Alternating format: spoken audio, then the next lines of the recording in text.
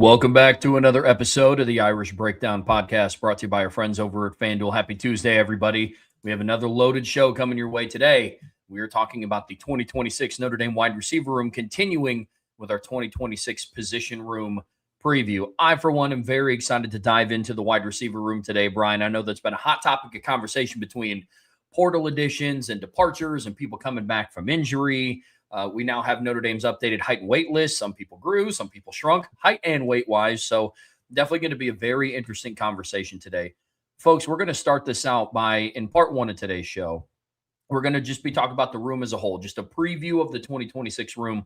We'll talk about expectations, talk about the Mike Brown, what Denbrock's impact is going to be. And then in part two, we're actually going to be diving into the roster, talking about that. And then part three of today's show, we're wrapping everything up with a mailbag. So as the show's going on, be sure to get in your questions, comments, concerns.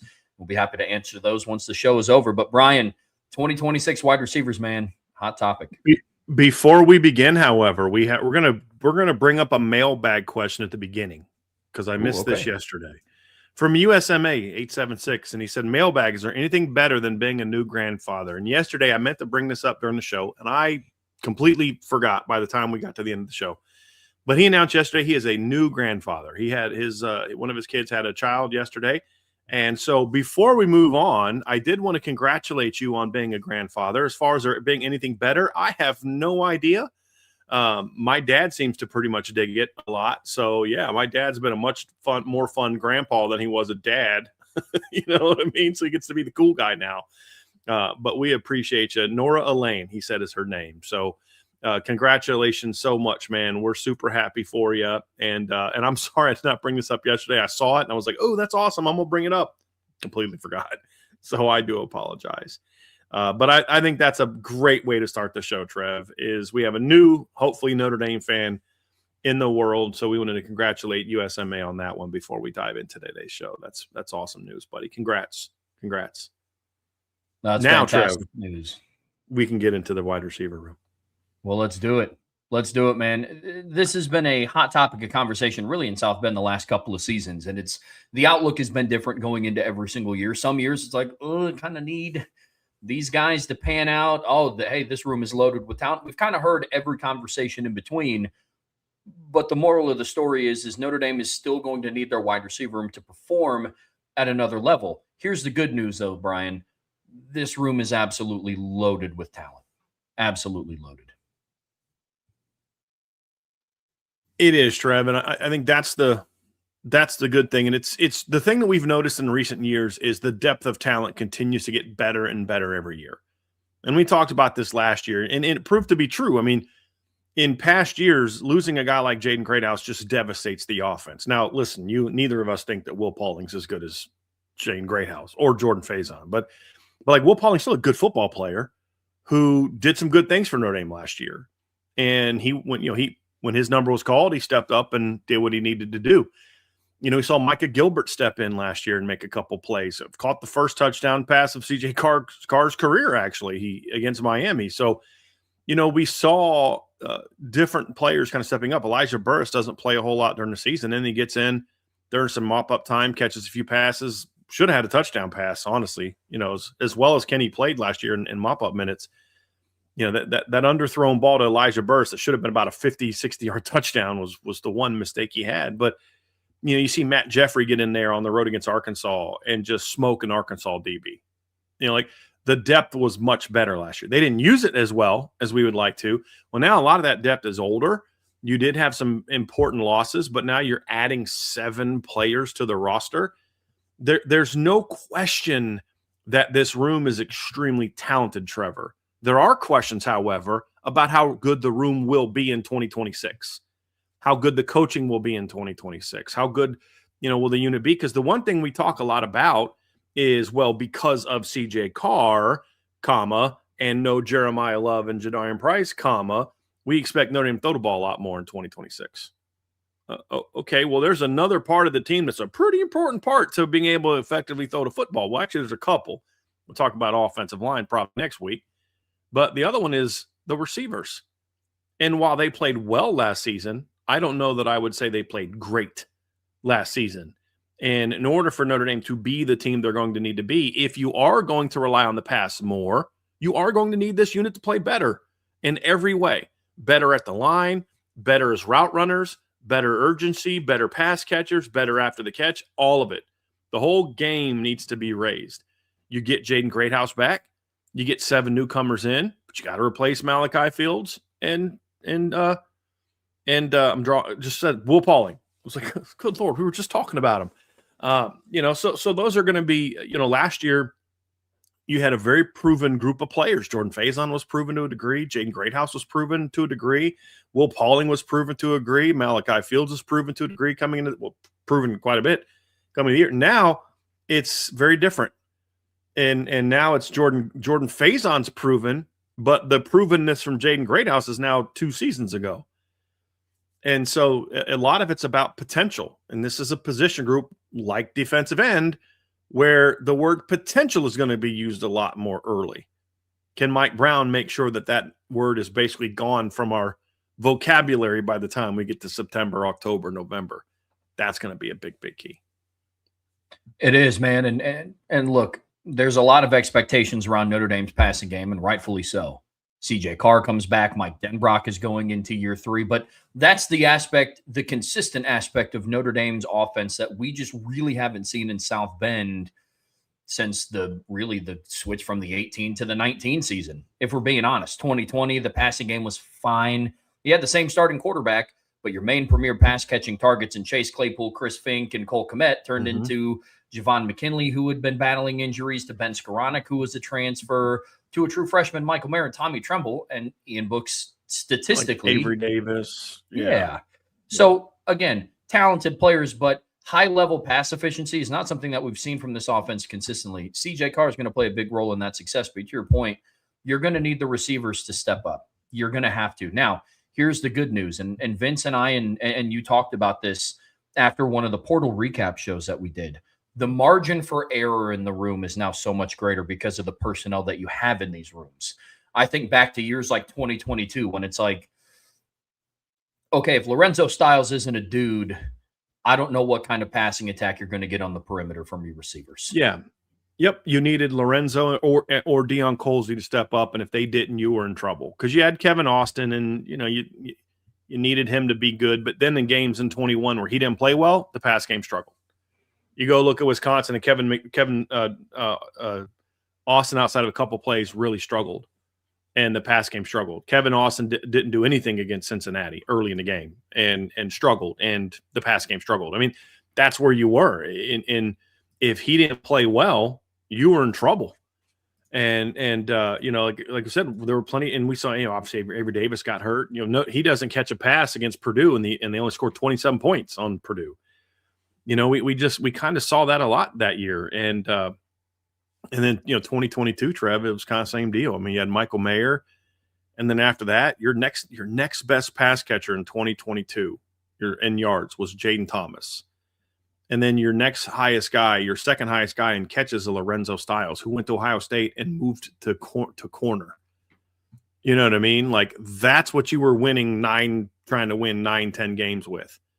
2023, you're like, man, I hope Chris Tyree can make this change to receiver, and I hope Tobias Merriweather can stay healthy and step up. And other than that, it was a bunch of freshmen, Jaden Thomas and a bunch of freshmen who got hurt. Jaden Thomas got hurt. Jaden Thomas was supposed to be your top pass catcher going into 2023. A guy that couldn't see the field other than as an important reserve, but Jaden Thomas made some clutch plays in 2024. I don't take anything away from him. 4th down catch against Louisville, jet sweep on 3rd down against Penn State. But he caught 5-6 passes all year. He was your top dude in 22 and 23 at wide receiver. That's what you're trying to work with. Things are a little different now, Trev. Talent-wise. Yeah, the level of talent. And I know you're getting ready to bring up the roster here, but the level of talent here is just exceptional. I mean, you can go through and look top to bottom. The outlook, big picture of this room overall, Brian, is just completely different than what it was 3 years ago. Because to your point about relying on a bunch of true freshmen to pan out or a senior who struggled to see the field, you are now in a much better position to where guys like Jordan Faison and Jaden Greathouse are kind of spearheading and leading the room. But behind them is just loads of talent. And in part two of today's show, guys, we're going to dive more into, okay, what's on the plate of some people up at the top? What can we expect from this exceptional true freshman class? But big picture, before we get into all that, this room is absolutely loaded with talent. That's the key, Trev. There's a different types of talent in the room where a couple years ago there wasn't as much of that. You ended up having to put Jaden Greathouse into the boundary once Jaden Thomas got hurt. Well, Jaden Thomas wasn't a natural boundary receiver either. And so that really hurt Jaden Greathouse's development as a true freshman. Now you look at this roster and you have different body types. You have the field guys, the Faison, Greathouse, Soldate, Mylan Graham, Elijah Burris, and then of course, Dylan Faison, Cade Finley can play anywhere, Bubba Frazier, Braden Robinson. But then you also have some bigger bodied boundary types. You've obviously got Micah Gilbert. You've got Jerome Bettis Jr. I'm just kind of going top to bottom. You've got Quincy Porter. You've got Devin Fitzgerald. And then you've got guys like Cam Williams and Caden Finley who can kind of play field boundary. They can kind of do a lot of different things from a stylistic standpoint. Matt Jeffrey is not a walk-on anymore. When you're a lacrosse player and you're on scholarship lacrosse, the minute you play, the first time you step on the field of football, you become a scholarship player on football.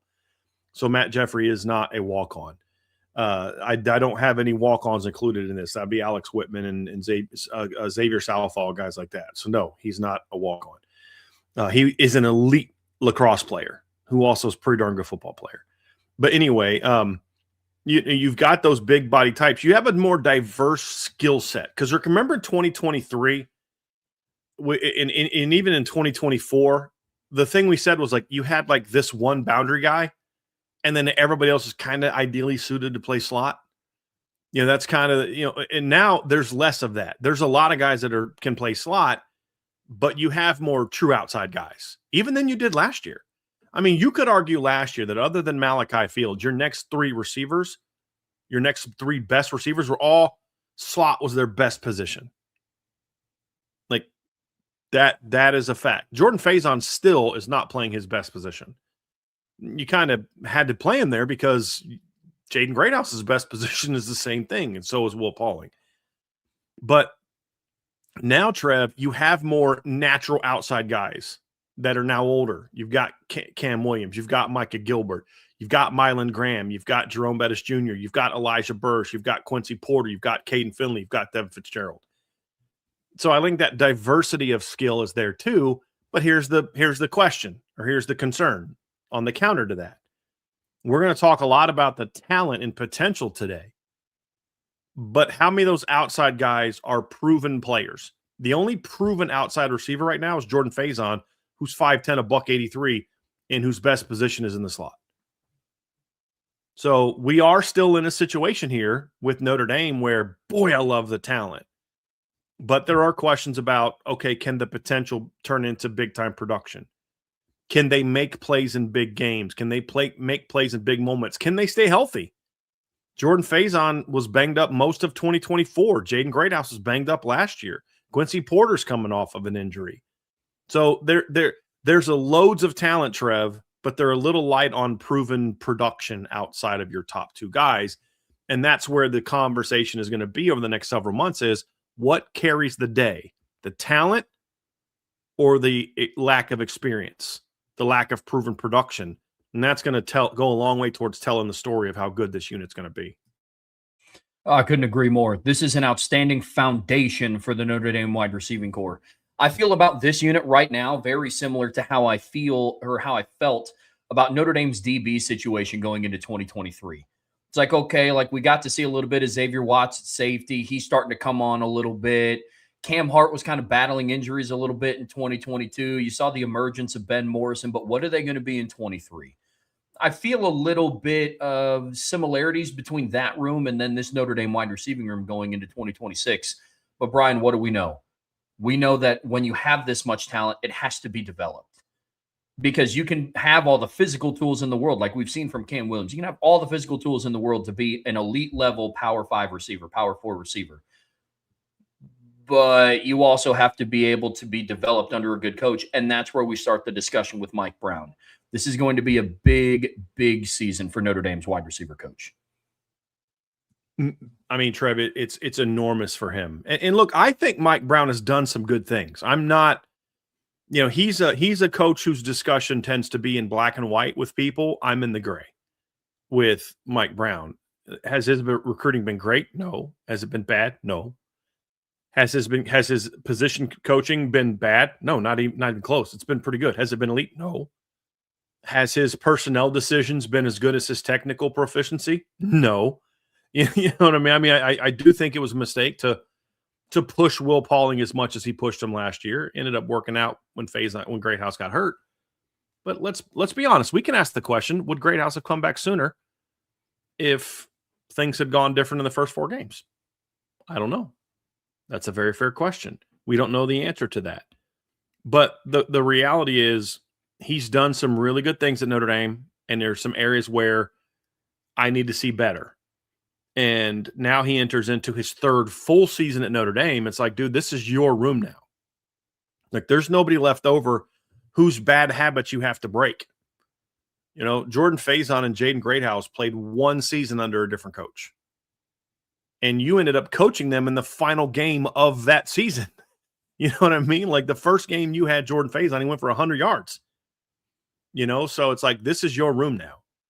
And the things that you emphasize, the things that you prioritize as a coach are going to be what carry the day. And so, when I look at the receiving core, there's no doubt they've been pretty good blocking the last couple of years. That's something that comes from their effort, but it also comes from something that you're placing emphasis as a position coach. There are things that you look into that you say, hey, I want to see this unit play better. And I want to see this unit get coached better. And the first thing I think when I think of Mike Brown is the challenge for him, and this isn't a criticism of what he has done or will do, this is a reality of the current room, is one of the challenges he's going to have is who plays where and how deep does your rotation go while maintaining continuity. Last year, we didn't see a very deep receiver room, partly because of injury. Greathouse went down. I mean, first 5-6 games of the year, four games of the year, we were seeing 5 receivers every game. We were seeing the 3 starters. We were seeing Will Pauling and we were seeing Micah Gilbert. And then Greathouse goes down and we saw KK a little bit, but they didn't trust KK as much as they trusted, the other guys, which is why we didn't always see KK as much. We saw him against some teams, but not others. We saw Micah Gilbert a little less as the year went on, partly because of, his inability to stay healthy. So I think this notion of, well, he doesn't want to play a deeper room, I don't know that I agree with that, because we saw him try to go there last year in the first 4 games. And you can't say that was like feeling out the season, because your first 2 games were the 2 biggest games of your season. So I think Mike Brown wants to play a deeper room, but you can't force feed a deeper room. I still think they should have played KK more. That's our opinion. We agree to disagree. At times when he got a chance, he looked good. This year with 15 scholarship receivers, there's no excuse not to be playing at least 5 guys every week. The question is, who plays? Is it just the same 5 every week? Is it a different 5 every week depending on the matchup or who's hot or whatever you're trying to do? Do guys force their way into the rotation at some point in time down the season? Those things are all legitimate questions, Trev, but we need to see a deeper rotation. We need to see the starters not playing as many snaps. I've said this before. I want to see them fresher in the 4th quarter. I want to see Jordan Faison running a post route or a post corner or whatever he's doing, an over route where he's on snap 35 and the corner's on snap 55. And he's been chasing Jordan and Mylan Graham and Cam Williams and Elijah Burris and Jaden Greathouse around the field all day. And none of those guys are at snap 40 yet. I think that's big in the 4th quarter of games. And I don't know that any of these guys are the Jeremiah Smith types that you just can't justify ever taking off the field. You know what I mean? Like, I don't know that Notre Dame has that. And especially when you're saying, hey, we're trying to play 15, 16 games next year. So you got to plan that accordingly. So I want to see that. And then I want to see where he plays players. One thing that we'll get into the depth chart later, but I believe this year, and this is partly, me making a read on how the things ended with Greathouse, looking at that Arkansas game, and then some of it's wishful thinking, and some of it is talking to some people. I think we might see this. But against Arkansas, we saw Greathouse moving around more. We saw Faison moving around a little bit more. And then, of course, Greathouse gets hurt. I do think, Trev, that one thing that's going to be a little bit different this year is I do think we're going to see more interchangeable parts. And I think that's going to be, if I'm right on that, I think that's going to be a benefit to this receiving core because teams aren't going to always know where Jordan Faison is. Or they're not always going to know where Jaden Greathouse is. They're not always going to know where Mylan Graham is or whatever the case may be. So those are things that I'd like to see more of next season is, Jordan Faison only played 31 snaps in the slot last season. I'd like to see that change a little bit, to be completely honest with you. I would. I'd like to see him get more opportunities.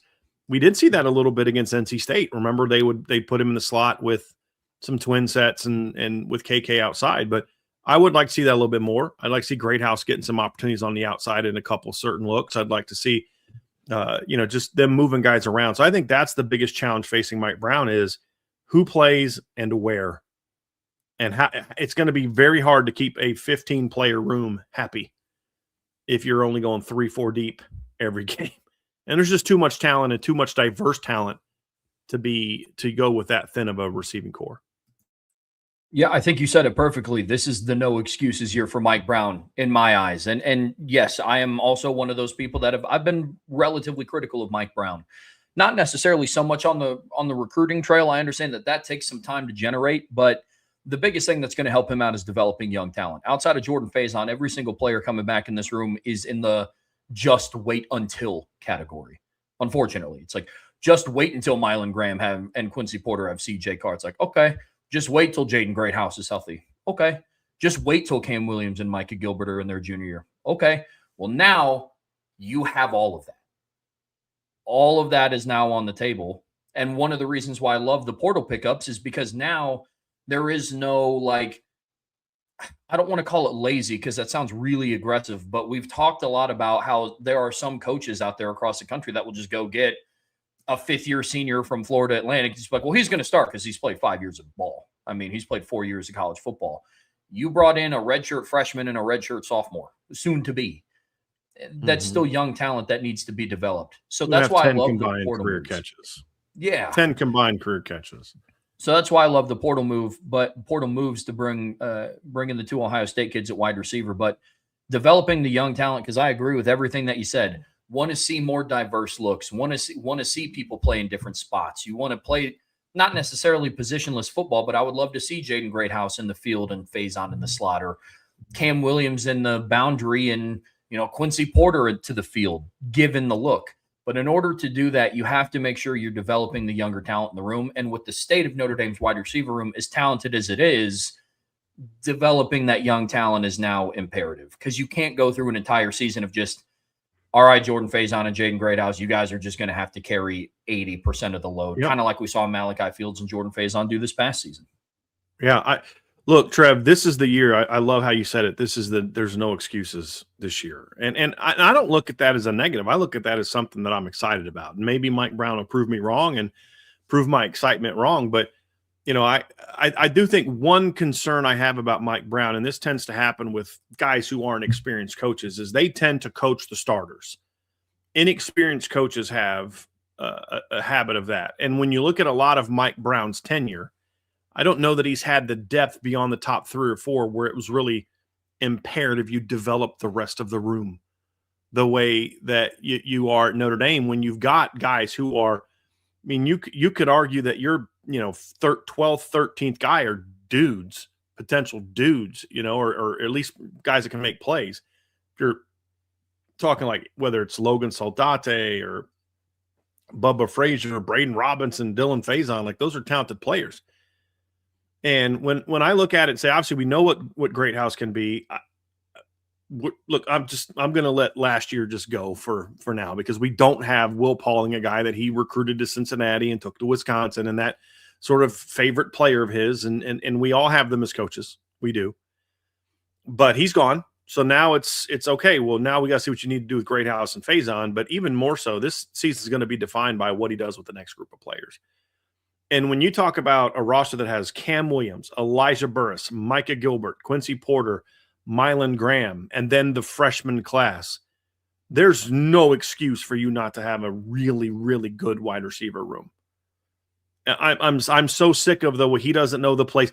Dude's been playing for you for 3 years. How does he not know the offense yet? And at what point in time are you going to take some responsibility for that as a coach? Like, that's just a general statement, this guy's got to do here. Well, then maybe as a position coach, this really talented player, you might want to spend more time kicking him in the pants, teaching him things, taking him aside. I'll tell you who also is going to play a big role in this development. CJ Carr. Like, now that you're the guy, I'm counting on you to make sure that you've got Cam and Mylan and Quincy and Elijah Burris and Micah Gilbert out there working extra. Get them working with Greathouse and Faison to say, hey, man, here's how we do it. Here's what you need to do.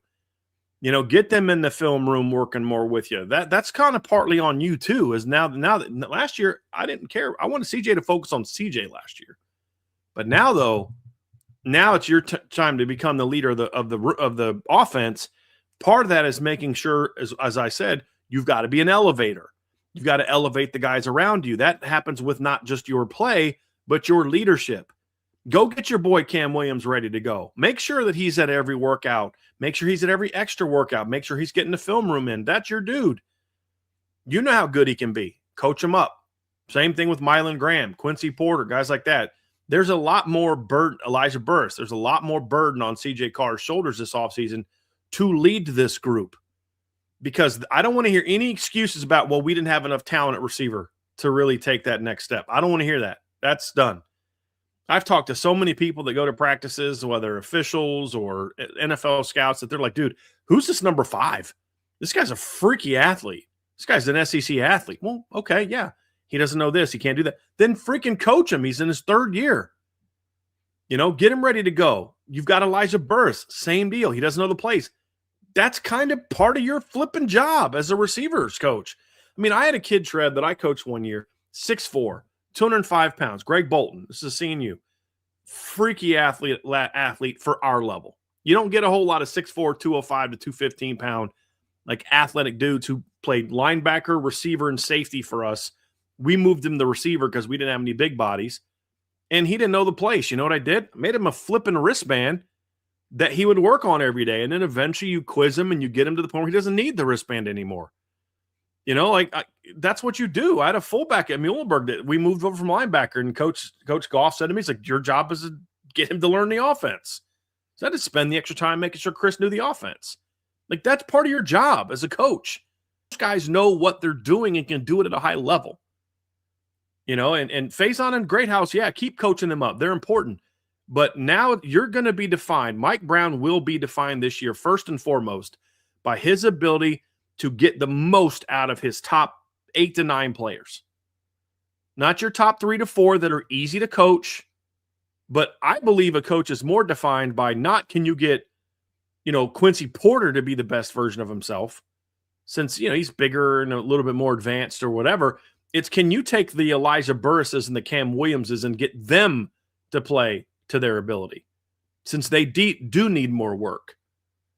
And that's where he's going to get defined. And then obviously part of all of this, Trevor, is I want to see this group show even more route proficiency next year. They improved the last 2 years, but there's still definitely another jump that they need to make this year as route runners and it really starts at the beginning of the route. They got to get better winning off the line, and they got to start playing with a lot more urgency. There's some top end stuff to work on, but the release, how they attack DBs, in the urgency with which they play the ball, or they come off the ball, have to get better. And at the end of the day, that's on the position coach. Because you know what a receivers coach does when a guy's not playing with the urgency he wants? Hey, man, you can stand by me for a little bit. Hey, you, get in there. Let me see what you got. You got this much talent on the roster? I'm going to pull it up again. You got that much talent on the roster? You don't have to play anybody. Like, nobody's so good that if they're not doing what you want them to do, that hey man, like when Jeff Samardzija was in 06, it's like if he was taking a route off, like what am I going to do? Put in Robbie Paris? Like there's a big gap between that dude and this dude. Now it's like, okay, you don't go hard? Hey, you get in there. That goes for everybody. Jordan Faison on down to the bottom guy. Like I should say Faison and Greathouse in that top group. The Brett Venner, they don't want to go hard. Cool. Now I'm not worried about Jordan Faison and Jaden Greathouse not going hard. I'm using them as example. So that's something I want to see from him. I want him to demand greater level of attention to detail in every phase of route running from this group. They've gotten better, Trev, but there's definitely another level to get to, especially from urgency off the ball. You know what helps with that? Not having them play 60-plus snaps a game. I'm going to sound like a broken record, but a lot of that, again, to your point, Brian, goes back to developing that younger talent. So then you have the ability to say, okay, hey, you go get in there. Hey, you want to take this route off? Hey, Milan, go spell him for a little bit. But I'm with you. I think the name of the game for Notre Dame's receivers this offseason is going to be consistency, because that's been the frustrating part. You and I sit down and we watch film in season after every game. We watch film every week right now. And how many conversations have we had about, yo, dude, receiver X, there are some days where he just, some plays he fires off the line and he looks like he's going to blow by the corner, absolutely torch him. Then there's other plays where it doesn't look like they want to be there. And it's the level of inconsistency that bothers me a little bit with this group. And that's a whole, because it's not like they've shown overall the inability or they lack the desire to do it. They've done it. It's just the level of consistency with which they've done it at. That's going to be the biggest piece for me with this receiving room. I think there's reasons for that too. Number one is you don't run a go route, come back, line back up, and then have to expect them to go run full speed again on the next go route. I've said before, guy runs a go route, doesn't get the ball. You take him off the field and give him a breather, let him slowly work his way back to the thing and put somebody else in to run that route. Like part of the thing too is like, you want to know why Jordan Faison takes plays off? Well, he knows he's the third or fourth read here. He knows he's not the primary read, and he just ran 8 straight vertical routes, where either A, you're running a deep route, or you're running off the corner on a blocking play, or you're blocking your tail off. I have a breakdown, Trev, 50-minute video breakdown of Notre Dame's mid zone. So it's on the premium boards for premium board members only. It's I really enjoyed that video. Like sometimes I'm doing like, all right, well, that's done. That one I really loved putting together. Go check it out. It's a good breakdown. Go check it out. It's me showing all 22 clips, explaining what the play is doing, what worked, what didn't work. But what's the one thing we see in almost every big run? Actually, in every big run, it's either 0 or 6 dominating somebody down the field in the run game. Oh yeah. Right? So like when you're fighting your tail off like that, the next play, when you're the backside dig and you're the fourth read, you're gonna be like, dude, okay, I'm not giving you 100% on this one. I'm probably not getting the ball. You've got to make those decisions when you play as much as they do. And so if you have a deeper room, guys can tap out. You can say, hey, look, man, if you're gassed, let me know. I'll get Milan in there, Jaden in there, Elijah in there, Cam in there, Micah in there, Quincy in there, Caden in there, Braden in there, Bubba in there, Jeff. There's a lot of flipping dudes I can get in there that are really good. Yeah. You know what I mean? Like Matt Jeffrey is probably one of the 3 or 4 fastest receivers they have.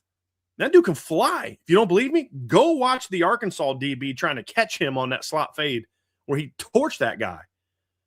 Like there's plenty of talent there, Trev. But the other thing too is this is where I put a lot on Jaden Greathouse and Jordan Faison this season. You are the 2 leaders in that room now. You have to set the standard for everybody else. When you're a leader, if you take plays off, you've just told everybody else it's okay to take plays off. If you're going to say, okay, I'm going to take 5 less reps, but I'm going to take the reps I do take 100 miles an hour, and then I'm like, hey, coach, I need one off. That's what the other players are going to start to do. Hey, man, however many snaps I'm out there, I got to give it my all, because if Jaden and Jordan are going balls out, well, I gotta go. Like they're the ones I'm trying to play in front of. So if they're taking plays off, that's telling the whole room, hey, you can take plays off. Coach didn't yell at them for it. Coach didn't correct it. Coach kept putting it in there, so Coach must be okay with it. Because what you allow is what you basically, what you tolerate is what you allow. And so to me, this is a beyond Mike Brown even to a degree too, Trev, is your leadership has to set that standard. Hey, if I'm out there giving you a rep, especially now that CJ Carr's a second-year starter, because that backside dig is going to get thrown to a lot more this year than it did last year. What's one of the things you see from a more experienced quarterback? All 5 route options are now legitimate options. Where in the past it was like maybe the 3rd, but it's hardly going to get to the 4th. You got to come off the line, even if you think the pre-snap read is telling you one thing. You got to run your route like you're getting the ball because CJ will give it to anybody. And so like that standard has to get set by Mike Brown, which means if Faison and Greathouse aren't giving it to you, sit right here next to me. You know what I mean? Like, I need you to be better. I actually am a believer that you hold the top players to an even higher standard than you do everybody else. Because if they're the ones setting the example for what's tolerated in the room. So I think there's 3 guys to me that have to be good here. It's got to be Mike Brown, it's got to be Jordan Faison, and it's got to be Jaden Greathouse. They have to take a lot of pride in mastering their craft. And I think Jordan Faison has already taken a big step towards that. It might not seem like a big deal to some people, but Jordan Faison not playing lacrosse this year, that's a giant sacrifice for that young man. Giant. Because he's given up, number one, a sport he's great at, a sport he loves, and a sport he has a chance to go win a national championship at because he wants to improve his craft as a football player.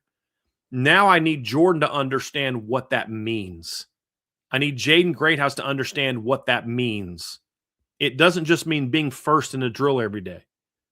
It also means if I'm going through a rep, I've got to give it my all. I've got to come off with great, I've got to attack leverage. I've got to hit the proper aiming point. I've got to stem this guy up properly. I got to be really show urgency coming off the ball. I got to be really sharp in my routes. Because that's another area too, Trev, is they get choppy at the top ends a lot. They don't really drive their hips and sink their hips. I want to see them improve there. I want to see them, be better at contested catches. By everyone not named Jaden Greathouse needs to get better at contested catches. I don't know how much more you can ask from Jaden Greathouse when it comes to contested catches. I think he only had 4 catches last year. I think they were all contested. I'm seriously, the A&M went up the seam over 3 guys. He had the one against Arkansas on the sideline. What were his other 2 catches last year? I'm trying to think. He had one at the end of the game against Arkansas. Against A&M on the final play of the game. I'm trying to I can't remember what his 4th catch was. I should be able to remember that. But, okay, at the very least, half his catches last year were contested catches. You know what I mean? So he had 2 against Arkansas, 2 against A&M. So I just that's where he had a little outcut on a 3rd down outcut against Arkansas in the red zone. That's the other one he caught that game. But I need the group as a whole to just, what it is, Trev? Receivers talk about playing receivers like it's a craft. It's not just a physical thing. It's a craft. There's nuance to playing the position. And one thing that I want to see Coach Brown demand from the younger players or the older players is I need you to take great pride in enhancing your repertoire. I'll teach you certain things, but I need you to take pride in doing it on your own as well. It can't just be what you're doing with me because you need to set an example to everybody else. Then you got to teach him what those things are. You got to make sure Jordan Faison understands the importance of why you come off the ball with more urgency. And sometimes urgency isn't so much about like full speed as much as it can be you're looking like you're going full speed because you're trying to set them up. That's all part of the nuance of playing that position at a high level. And they've got to show that and set that example for the younger players. And it's something that Mike Brown has to demand because the talent is really good in the room. But I don't know that there's a lot of guys in the roster right now that can just go out there and out-talent people the way like a Jeremiah Smith can or the way a Cam Coleman can. They do need a level of you've got to be technically proficient as well. You just can't get by on the gifts that God gave you. You got to develop those things as well. And that's something that I need to see from Jordan Faison and Jaden Greathouse at the top, but then also Mylan Graham, Elijah Burris, Cam Williams, Micah Gilbert. This room as a whole needs to take more pride in being a group of players that value the craft of playing receiver. It's a physical thing, it's a technical thing, and it's a mental thing as well.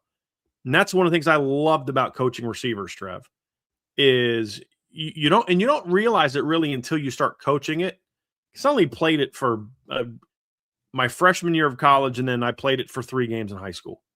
It wasn't till I coached it and started studying the position, learning from guys like Urban Meyer, Curtis Johnson, guys like that, who that was the coach who I used to watch a ton of Miami film back in the day with Santana Moss and Reggie Wayne back in the late 90s and early 2000s, just like the way they played the game, man. And you just watch guys that just take pride in the craft, and you realize how mental the position is and how technical the position is to do it at an elite level, unless you're Randy Moss. Well, there's no 6'4" guys with 40-inch verticals that run 4.25s at Notre Dame's roster. So they got to learn the technical part. And that's something that I want to see Mike Brown and the veteran players really set a great example for this offseason. Because if they can do that, this receiving core is going to be nasty. It really will. Oh, I couldn't agree more. And they're going to need them to be. I mean, we've talked all offseason about how Notre Dame is the favorites to win the national championship on FanDuel, and how, guys like Josh Pate have them ranked number 1 overall in their rankings. And I had them number 1. You had them number 2 in your preseason rankings. The wide receiver room is going to play a huge part in that coming to fruition. Now, with all the conversation that we've had about Mike Brown, and all of it is true, this is a big season for him. All of the onus is not just on him.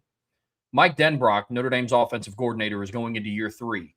He also now has a full understanding of what this receiving room is and the talent that he has at his disposal. It will also be up to him to, A, push Mike Brown in the direction that he needs this offense to go into. It's like, hey, pull Cam Williams aside. He's going to help us this year.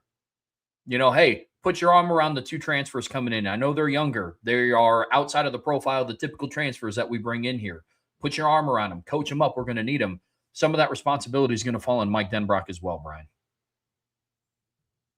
Yeah, I mean, look, you're the one that's got to build the offense. I was talking to Sean Davis, and this was a conversation they were having on Lucky Lefty last night, which is the offense is going to be built around C.J. Carr this year. Well, in order to properly build it around C.J. Carr, you've got to make sure that you're also building around the strengths of your receivers and what they do well. Because we can talk about how good C.J. Carr is until we have no breath left, Trev. But a quarterback's only as good as the guys that are blocking for him and the guys that he's throwing to. I can throw you a perfect pass, but if you can't catch it, or if you don't know how to get open, or if you don't give me the effort you need, you don't hit the right spot, I throw to this spot, you run to that spot instead. I mean, if you're not doing what you need to do, then the quarterback's not going to be able to play to his full potential. And CJ can make you better, but he can a quarterback can only take you so far. The rest you kind of got to do on your own. And so for Mike Denbrock, you've got to look and say, okay, we don't have Malachi Fields this year, a proven boundary player. We do have proven field players. But we still have a Cam Williams. We still have a Quincy Porter. We have a Mylan Graham. How do we alter the offense in a way that allows them to get the most out of their ability? And, I think a perfect example of, Mike Denbrock has been pretty good about not mentally putting as much on young quarterbacks. And part of not putting things mentally on a young quarterback is not putting a lot of things on him schematically, where you don't have a million checks and a million reads and things like that. You want to make it a little bit more easy for him to adapt. And a perfect example, in my opinion, and I pointed this out before, is look at Jaden Daniels in his first year under Mike Denbrock. 68.6% completions, averaged 27 attempts per game, 7.5 yards per attempt, had 23 touchdowns, 7 interceptions, averaged 7.9 yards per attempt. They threw the ball a decent amount, but if you go back and watch them play, it was one-on-ones. It was a lot of quick game. When you're completing 67% of your passes, that's what Jaden Daniels was. Actually, that was the team was. But Jaden Daniels, let me pull his up. He had 17 touchdown passes. Excuse me, I said 20. So he had 17 touchdown passes that year as their starter. If you go look at a lot of the games, Trev, 2,900 yards. He did get hurt a couple times because I know they played Garrett Nussmeier a little bit. He only threw 3 picks. He didn't put him in a lot of high leverage situations. When you complete 68.6% of your passes, you should be well over 7.5 yards per attempt. Well over 7.5 yards per attempt. And like it just he wasn't. He wasn't that guy last year. And you look at like last year, the top quarterbacks in the country that were 68% or higher, the best ones were throwing over 8-9 yards per attempt. Why? Because he wasn't putting them in a lot of high leverage situations. If it's not there, you run it or take the check down. Well, that changes a little bit the next year. When Jaden Daniels is now more experienced, he now has a firmer grasp on all that goes into being a quarterback, pre-snap, post-snap, reads, and all those other type of things. And then you look at what happens with his numbers. Same receivers that he had the year before. They didn't go to the portal and get a bunch of new guys. It was the same guys. And he comes out there and his yards, his completion percentage only goes up about 3.5%. Goes from 68.6 to 72.2. That's a good jump, but it's not like this enormous. You were at 61 and you went up to 72. His yards per attempt went up from 7.5 to 11.7. He only threw one more interception than he did the year before, but he threw a lot more touchdowns. Here's the crazy thing. In 2023, Jaden Daniels threw for 3,812 yards, Trev. 3,812 yards. 40 touchdowns. In 2022, he passed for 2,913 yards and 17 touchdowns. He threw 61 more passes in 2022. Hold on a second, Brian. You said that incorrectly, right? You meant he threw 61 more passes in the year he threw for like 800 more yards and 23 more touchdowns, right? No. He threw 60 fewer passes in 2023 when he threw for 3,700 yards, 40 touchdowns. He threw 61 fewer passes than he did the year before. Why? He could throw to more. He understood it more. The timing was better. Who were my options were better. Let me come to the backside read. Hey, they're going to take this away right now. Boom, I'm coming to the backside stop route. I'm coming to the backside dig. I'm dumping this sucker off to Aeneas Williams. I'm going to hit that swing. The timing of it was better. The feel of it all was better. And then it helped that he was throwing to Malik Neighbors and Brian Thomas, but he was throwing to those guys the year before. That's my whole point. They didn't have a bunch of new guys in 2023, but because the quarterback had a better sense of what they were doing, then Denbrock could expand the offense to get more guys involved, and it just made them a far more dynamic offense, despite the fact that it was the same guys that they had the year before, Trev. I mean, there was no difference in personnel. If you go look at and matter of fact, they had less personnel because they lost Keyshawn Boutte after 2022. He was gone. But the year before, they had Malik Neighbors was your leading receiver in 2022. You had Mason Taylor. You had Brian Thomas. You had Kyron Lacey. You had, and then you also had Keyshawn Boutte and you had Jack Beck and guys like that. The next year, same guys. Malik Neighbors, Brian Thomas, Kyron Lacey, Mason Taylor. And the highest production from a freshman in 2023 was Aaron Anderson with 12 catches for 59 yards. Everybody else is who you had the year before. But there just was such a better grasp of the offense at the quarterback level, and there was such a higher level of technical proficiency from the receivers that the production skyrocketed, despite being, you know what I mean? And so if you go back and watch LSU, Brian Thomas is running the number 4 read, but he's running it like it's his job because he knew, hey, Jaden may come to me. He may hit this backside dig. He may come to this backside comeback, even though I know I'm not the primary read. And so that's going to be something that you need to see. I'm not asking these guys to be Malik Neighbors and Brian Thomas, but they don't have to be. And so that's something that I need to see. And that's Denbrock's going to play a big role in that.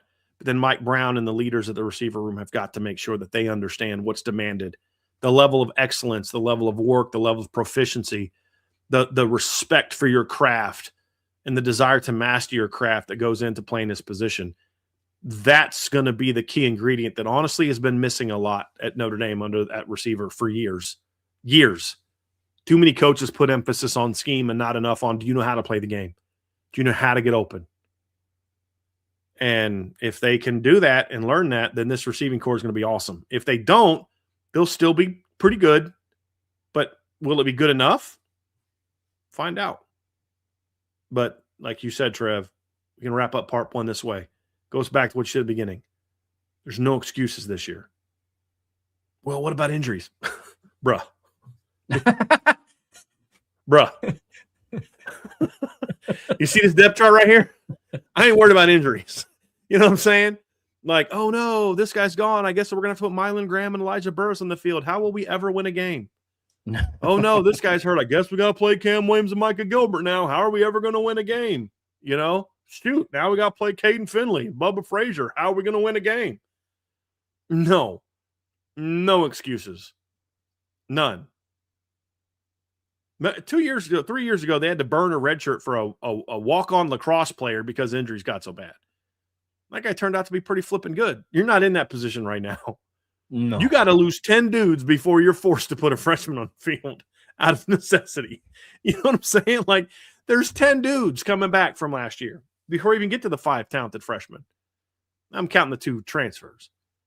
You take them out, there's 8 guys coming back, scholarship guys coming back from last year. So no more excuses, Trev, at the wide receiver position. Talent's there, and I think the coaching is there if he's willing to take it to that next level. I'll say it again. I just wish coaches at Notre Dame on offense were held to the same standard they hold the players to. And I don't think that they are.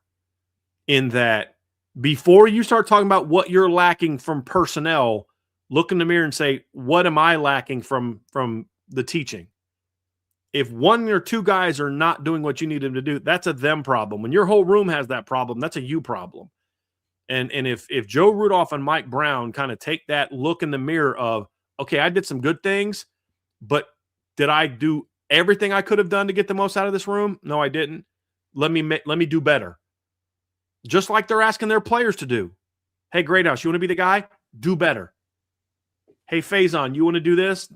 I need you to do better. Hey, can't do better. Hey, how about you do better as the coach? How about you evaluate yourself that way? Hey, Joe Rudolph, how about you go watch some Iowa film from last year and watch how they come off the ball compared to how your line comes off the ball? You know, hey, Mike Brown, how about you see how this team and Indiana's receivers play with such urgency and toughness? And you say, hey, man, like, why can't our guys do that? They can. You got to demand it from them, and you got to teach it to them. And if they all do that, then I'm excited about what this receiver room can be. From a coaching standpoint on down to the player standpoint. The talent's there. In the coaching room and in the locker room.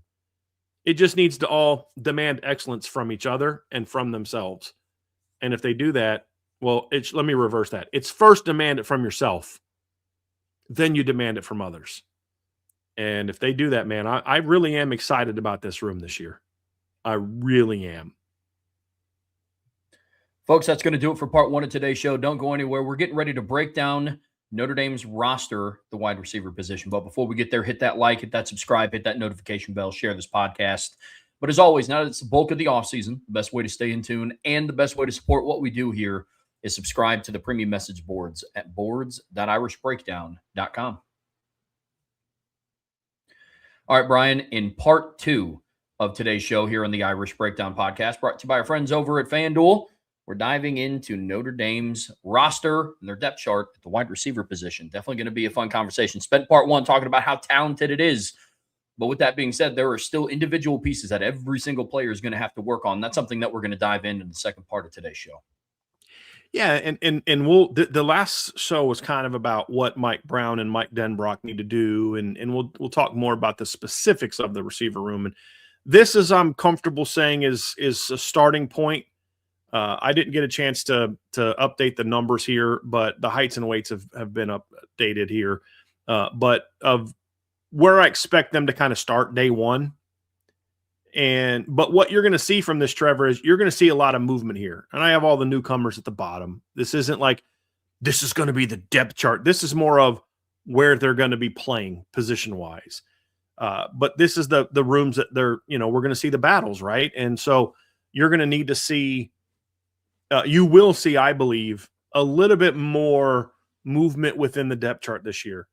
I think we'll see more of Jordan Faison playing more than just the X. And then I did talk to someone the other day, Trev. They have brought back the old group or position names. So what used to be the Z is the X in the Notre Dame offense. The Z is the slot, and then the boundary receiver is the W. So that used to be the case back the first Mike Denbrock's first go around. They are doing that again. It is what it is, but at least that gives you a sense of what those are. Okay. So I do think we'll see Faison move around a little bit more. I think we'll see Jaden Greathouse move a little bit more. And part of the reason is if you look at that X receiver depth chart, and then you also consider that Cam Williams can also play Z. And I think Z might still be his best position. I just think there's a greater need for him in the boundary.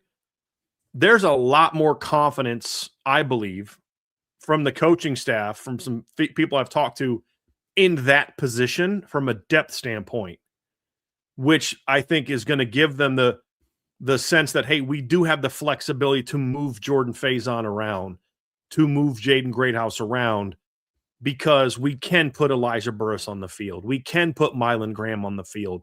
We can put Caden Finley on the field, or we can put even Cam Williams on the field because of a strong offseason at that Z position, which means we don't have to always have Jordan Faison here. So I do expect some of that this year. A lot of guys have to prove themselves because there's a grand total of like 8 catches at that position. What did Burris have last year? 2 or 3, right? He had at least 2, I think. I think pull so. up. Elijah had 3 last season. So there's a grand total of 9 career catches at Z behind Jordan Faison, with Mylan Graham having 6 last season. So you don't have a lot of proven production there, but you've got length, you've got speed, and you've got playmaking ability. And so I do think you're going to see a little bit more of that. In the slot, I don't know that I love the depth behind Greathouse as much from a proven standpoint as I do at Z or even the boundary. And so I think that factors into that as well. Like, who do you want to get on the field after Jaden Greathouse? Do you want to get Logan Soldate on the field, Matt Jeffrey, or do you want to get Jordan Faison there with Burris, Graham, or Finley playing some Z?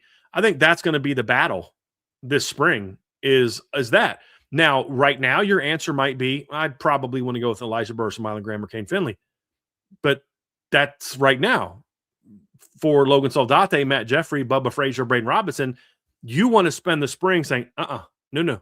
You go ahead and leave number 6 out there. When Jaden comes off field, I got this. And that's what they're going to have to, go out there and prove this spring and into fall camp. But once again, Trev, flipping Braden Robinson's your number 5 guy right now in the slot. In the slot, a small but explosive elite athlete that's been over 1,000 yards receiving the last 2 years each year in the state of Texas. Or your number 5 man at being your future All-American elite athlete, lacrosse player, Matt Jeffrey.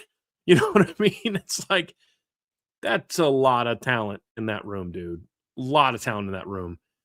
So this is kind of the general starting point of where people are and where I think the battles will kind of go as soon as things get started. It's definitely a good visual to work off of. This is a very talented group, but it is one of the most inexperienced receiver groups outside of Jordan Faison and Jaden Greathouse that Mike Brown has had to work with in South Bend, and probably the most inexperienced one that Mike Denbrock has had to work with since his time back in South Bend as well. So very interesting to see the development, but it's deep. That's the biggest thing. That's my biggest takeaway from this picture is you don't need, every single person in the 2 slot at every single position group to pan out, or you're screwed. It's not that way, which is a really good position to be in. But that being said, puts a lot of heavy emphasis on the development, But I love the state of where this big picture depth chart is at right now in terms of just where people are going to be playing. The talent's undeniable, man. It really is. It is. I mean, as we look at this group, Trev, and we kind of kick things off a little bit with let's kind of dive into the specific players. I think it starts obviously with Jordan Faison. And there's really 2 questions about Jordan Faison. The most basic is, can you repeat what you did last year? Like, that's literally all I need Jordan Faison to do. And I don't even necessarily mean that from a number standpoint. There's a world, Trevor, in which he doesn't match last year's production in the regular season. Maybe he's at 41 catches for 580 yards because A, they're blowing a lot of people out, and B, they're trying to limit the snaps because they want Jordan fresh in December, in January. You know, like I don't care that Jordan Faison caught 3 extra balls for 50 extra yards against Rice. I care that he's going to catch 3 extra balls for 50 yards against Georgia in the playoffs. You know what I mean? Like, but I'm talking about the level of play. And Jordan got better, and I thought he struggled out of the gate. I didn't think he played well the first couple games. And I thought his game really took off like around kind of week 3. Him and CJ started connecting a little bit more. All he was really doing the first 2 games was catching a little like hitches and screens. It's really all he was doing the first 2 games. And I thought him and CJ really started to connect better as the season went on. Obviously, he caught a long touchdown pass against Purdue for a touchdown. I mean, his first 2 games, Trev, against Miami and A&M, Jordan Faison caught 7 passes for 50 yards. And then what did he do the next 3 as he started to get more comfortable? 5 for 105, 7 for 89, 6 for 83, 4 for 49, 6 for 60, 4 for 82. Next couple games, he didn't do a whole lot. Finishes the year going 3 for 68. And so I thought him and CJ started to connect a little bit more. I think Jordan better understood how his game works outside in this offense, and his game took off. So like, even if the production doesn't match, the level of play when he gets the ball is there. But I think the other thing Jordan Faison's got to understand is, dude, when you're out there and you're going hard, even if you're not the primary receiver, you're going to attract attention that then makes it easier or gives more room to the other guys. There was something, Trev, I mean, how many times did I just like basically start like screaming at you either on the phone or via text watching the receivers? You know, it was more venting. I wasn't screaming at Trevor. I was screaming to Trevor, you know, where like, how's it my fault? You know, Trevor, get it together. Also, did you see that receiver film? Yeah. He was just as mad as I was. But like, there was a play against Boise State, I believe it was, where CJ Carr's reading left and Will Pauling's backside, and he's jogging on his backside dig because he doesn't think he's going to get the ball. And CJ turns back to find him, and he's still behind the linebacker because he wasn't running full speed. Where if he's going full speed, CJ looks back, throws it into the open window, Will Pauling catches it, and jogs into the end zone for a touchdown. Like, there was so much of that last year that used to just drive me absolutely nuts. That's got to stop, because that's how your production actually could go up. But for Faison, it's like you got to at least be what you were last year. But then the other question is, Trevor, is there another level for Jordan Faison? I actually think there is. Maybe not so much from a production standpoint if the ball gets spread around a lot, but from an impact standpoint, from a big play standpoint, if he can do the things that we've talked about, which is there's a whole nother level for Jordan Faison from a consistency of effort standpoint and a consistency of focus standpoint and a technical proficiency standpoint. There's a lot of times that Jordan just shows that he still isn't quite mastered the route running stuff. You know, it still looks like he's a converted quarterback lacrosse player playing receiver. And do you know why it looks like that sometimes, Trevor? Because that's what he is. He didn't play wide receiver in high school.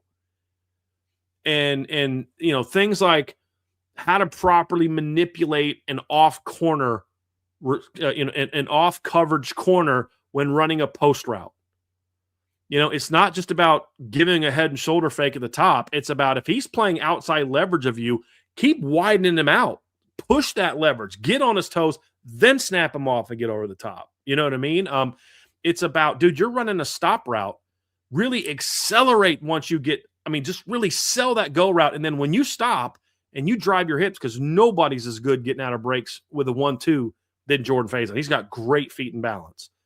You really understand, like, look, man, I got to drive the top end of this route. Get that guy to flip his hips. And then you're catching that comeback route with that dude just now planning and coming back to you, and you get to square him up. He's got to understand he can give himself more opportunities to make plays with how he runs routes. Because when he gets the ball in space, he's dangerous. He showed that last year.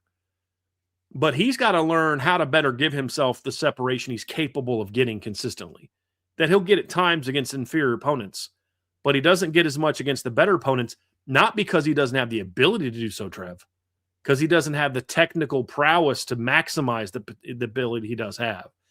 So that's why I think Jordan not playing lacrosse, if he's spending that time just learning the finer points of playing receiver, his game could really take off next year and give them even more of a playmaker than they had last year. And I'm looking forward to that because he was a guy that was a typical receiver. He did most of his work on non-screens up to the point of the catch.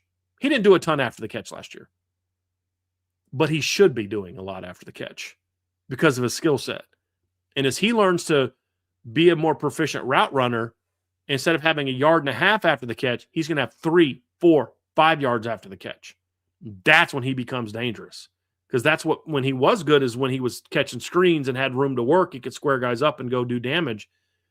If he can start being better with route manipulation, corner manipulation, and get better with his top ends and accelerating out of breaks and understand that, hey, you want to be a quick 1-2, drive those hips into the ground, 1-2, come out of them instead of 1-2, 3, 4, come out of them. Dude, you're going to be a way better player and a way more dangerous player. So I actually do think there is definitely another level, in my opinion, to what Jordan Faison is capable of, which is kind of scary when you think about it because he was pretty darn productive last year in an offense that didn't throw the ball a whole lot, Trev. I mean, you look at it and you think, well, CJ was on pace for 3,000 yards if they would have a playoff game and all that kind of stuff. But do you know that Notre Dame averaged fewer attempts per game last year than they did the year before with Riley Leonard?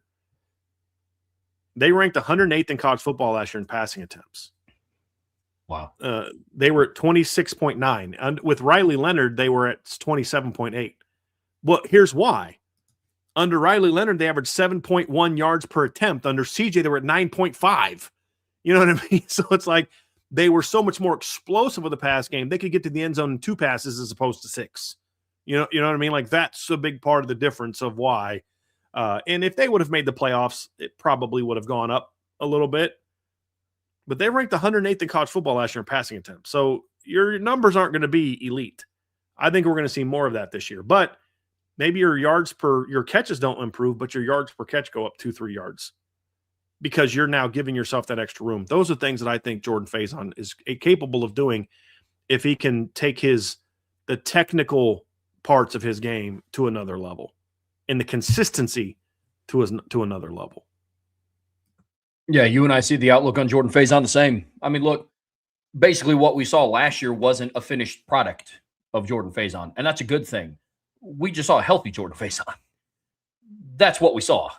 But we didn't see him as a peak route runner. We didn't see him as a peak contested catch winner. Now, at 5'10", $187, I don't know how many contested catches he's going to continue winning. But point being, we're far away from what his overall ceiling is, which is one of the reasons why I'm over the moon that he's going to be here for the spring.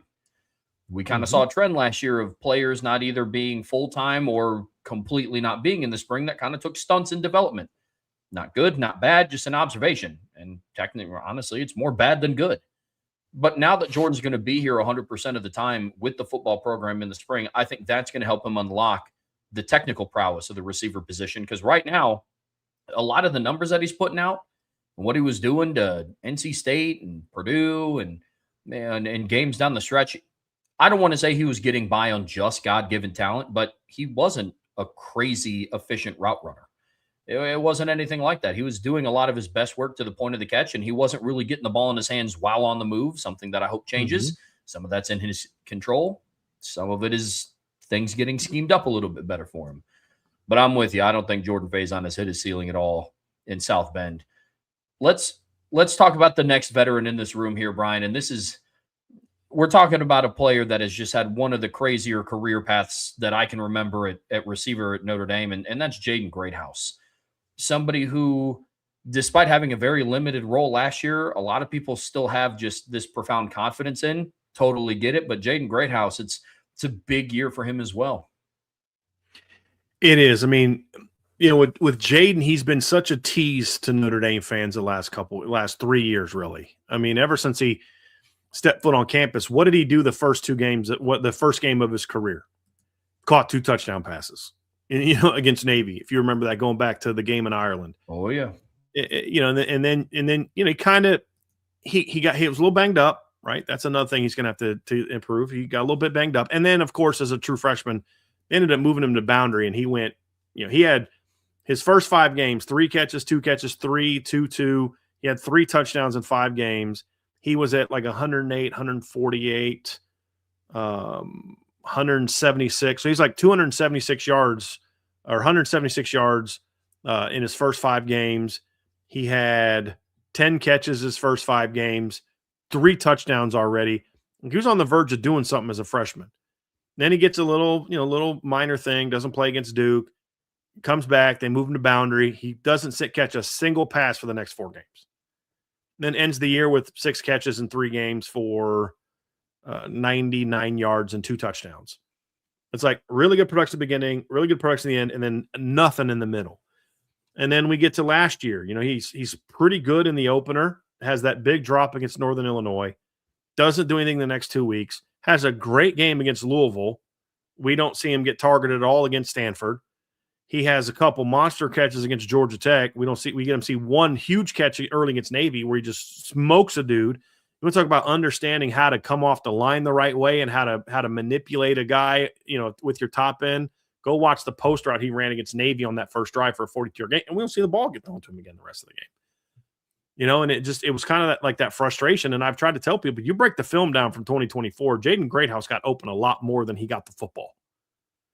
And then he starts to have a little bit, really good against Florida State. They're game planning for him. They're getting him screens. He goes 5 for 66. And then the next 4 games, including the first round playoff game, he catches 1 pass in each game and then doubles that all the way up to 2 passes against Georgia.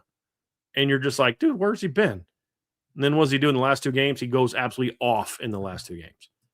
It's just been kind of this like, dude, we know he can do it. You don't accidentally have 2 monster games against Penn State and Ohio State. And it's like, well, he's not actually that good of a player. Yeah, he is. There's things they have to do schematically. There's things the quarterback has to do. And there's things Jaden Greathouse has to do to become that player more consistently. And, for whatever reason, they just haven't felt the need to game plan for him the way that we think they need to game plan for him. Except when they need a play. Go back and look at the Texas A&M game. He doesn't get targeted all game. And then Notre Dame falls behind. They need a play. What do? They call slot fade to Jaden Greathouse, and he catches the ball between 3 guys. You know what I mean? Like, they don't just call a play for him all game against Miami until when? The last drive of the game. They design a play where he's running an over route. He beats his guy. And if the left tackle and the right tackle don't get destroyed, CJ's about to hit him for about a 25, 30-yard gain because he got open. He's got to do more to be more assertive in how he plays and how he interacts. And he's got to stay on the field. He had a concussion early in fall camp. Can't control that. It is what it is. But, you've got to stay on the field. You've got to do a better job, in my opinion, of he's a strong kid at the catch point. But if you watch him play, Trev, he doesn't always play with that strength as a route runner. And that's something that I think Jaden can learn. But it's really going to come down to him and CJ Carr have got to get on the same page. And he's got to be there every day. He's got to be out there every day because this kid he's too good. There's too much talent for him to be a guy that we say, well, he's had a few good games, but other than that, that needs to be gone. That is like, dude, where's this guy been the last 3 years? I want to see that Louisville, Texas A&M from 2 years ago, Penn State, Ohio State version of Jaden Greathouse, Georgia Tech version of Jaden Greathouse, Florida State version of Jaden Greathouse. I want to see that a lot more consistently. Part of that's on him. Part of that's on Mike Brown. Part of that's on CJ Carr. Part of that's on Mike Denbrock. And I'm very much looking forward to seeing his potential take off this offseason. I'm just glad he's coming back. I think, there was a time where I was concerned he was going to leave. I just hope he comes back with the right attitude and the right focus. And I don't mean right attitude like he had a bad attitude, but I just mean an attitude of, dude, I want to be the best player I can be. I want to show everybody what I'm capable of. Not come back like, screw the coach and I'm going to prove Mike Brown. I don't want to hear, I don't care about all that. I want him to come out and show the world, man, I'm going to show the world how good I am. and I'm going to work at it every day. If he does that, I think he's poised for a major breakout. But he's got to stay healthy, Trev. It's the biggest thing with Jaden Greathouse. You got to stay on the field, bro. He's been the biggest conundrum in this room over the last couple of seasons. And when I mean that, I don't mean from like all the talent in the world and just didn't pan out. We've watched him pan out. But there's just been so much around him that it's just been like, yeah, well, and this year this happened, and then this year this happened, and then for whatever reason, this guy didn't do this, or this guy wasn't connecting with this. It's like, all right, look, here's what I know. When you get number one, the football, good things happen. Sometimes, folks, football is just that simple. We could talk about pre-snap motion and post-snap switches and cutting off routes. Sometimes you just let your dude go be a dude, and you have a dude in the room wearing number one. Now, the frustrating thing with Jaden Greathouse is his career in South Bend so far has kind of been like Charles Jagasaw to a degree. When he's on the field, you know what he can do, and it is impressive, really impressive. I don't think it's a coincidence that some of the best Notre Dame's offense looked. Take away the situation of the game. Some of the best that Notre Dame's offense looked in 2024 was when 56 and 1 were on the field and they were focal points of the offense. I don't think that that's a coincidence. Now, in the same way that we talked about CJ Carr pulling aside Cam Williams and saying, hey, bro, let's go throw. Jaden Greathouse needs to be in CJ Carr's hip pocket of like, hey, bro, you throwing today? Bet. What time? Hey, man, we get routes in today? And it seems a little weird having to do that, I guess, being a senior. But like, look, man, you have to control everything that you can control. And this is what is at your disposal right now. That and taking the necessary steps to stay healthy. Because when he's on the field, he's a proven dude. Consistency is going to be the name of the game for him. It can't be 7 catches for 106 and 6 catches for $123 and 3 touchdowns in back-to-back games, and then 0 targets with no receptions or 1 target with 1 receptions for 6 games straight. Find the level in between. And we had the same conversation this past offseason of like, look, the expectation for Jaden Greathouse isn't to go out and be Penn State version of him and Ohio State version of him every single week. There's just going to be some games where he catches 4 catches for, 50 yards. It's going to look more like walking away with the Biletnikoff if he does that every week. That I mean, 100%. like he's making Devontae Smith's numbers look like. Yes, 100%. It's not going to happen. But if your top end days are like that, and your quote unquote to the fans' eyes, the off days is where you have 4 catches for 47 yards, but all 4 go for first downs. You're keeping drives alive and you're making contested catches. That is a world that I can absolutely live in. But to your point, Brian, it's not just on Jaden Greathouse, but he specifically, because we're talking just about the receivers right now, he specifically needs to control the things that he has the ability to control. And to a degree, that's being healthy and staying on the field.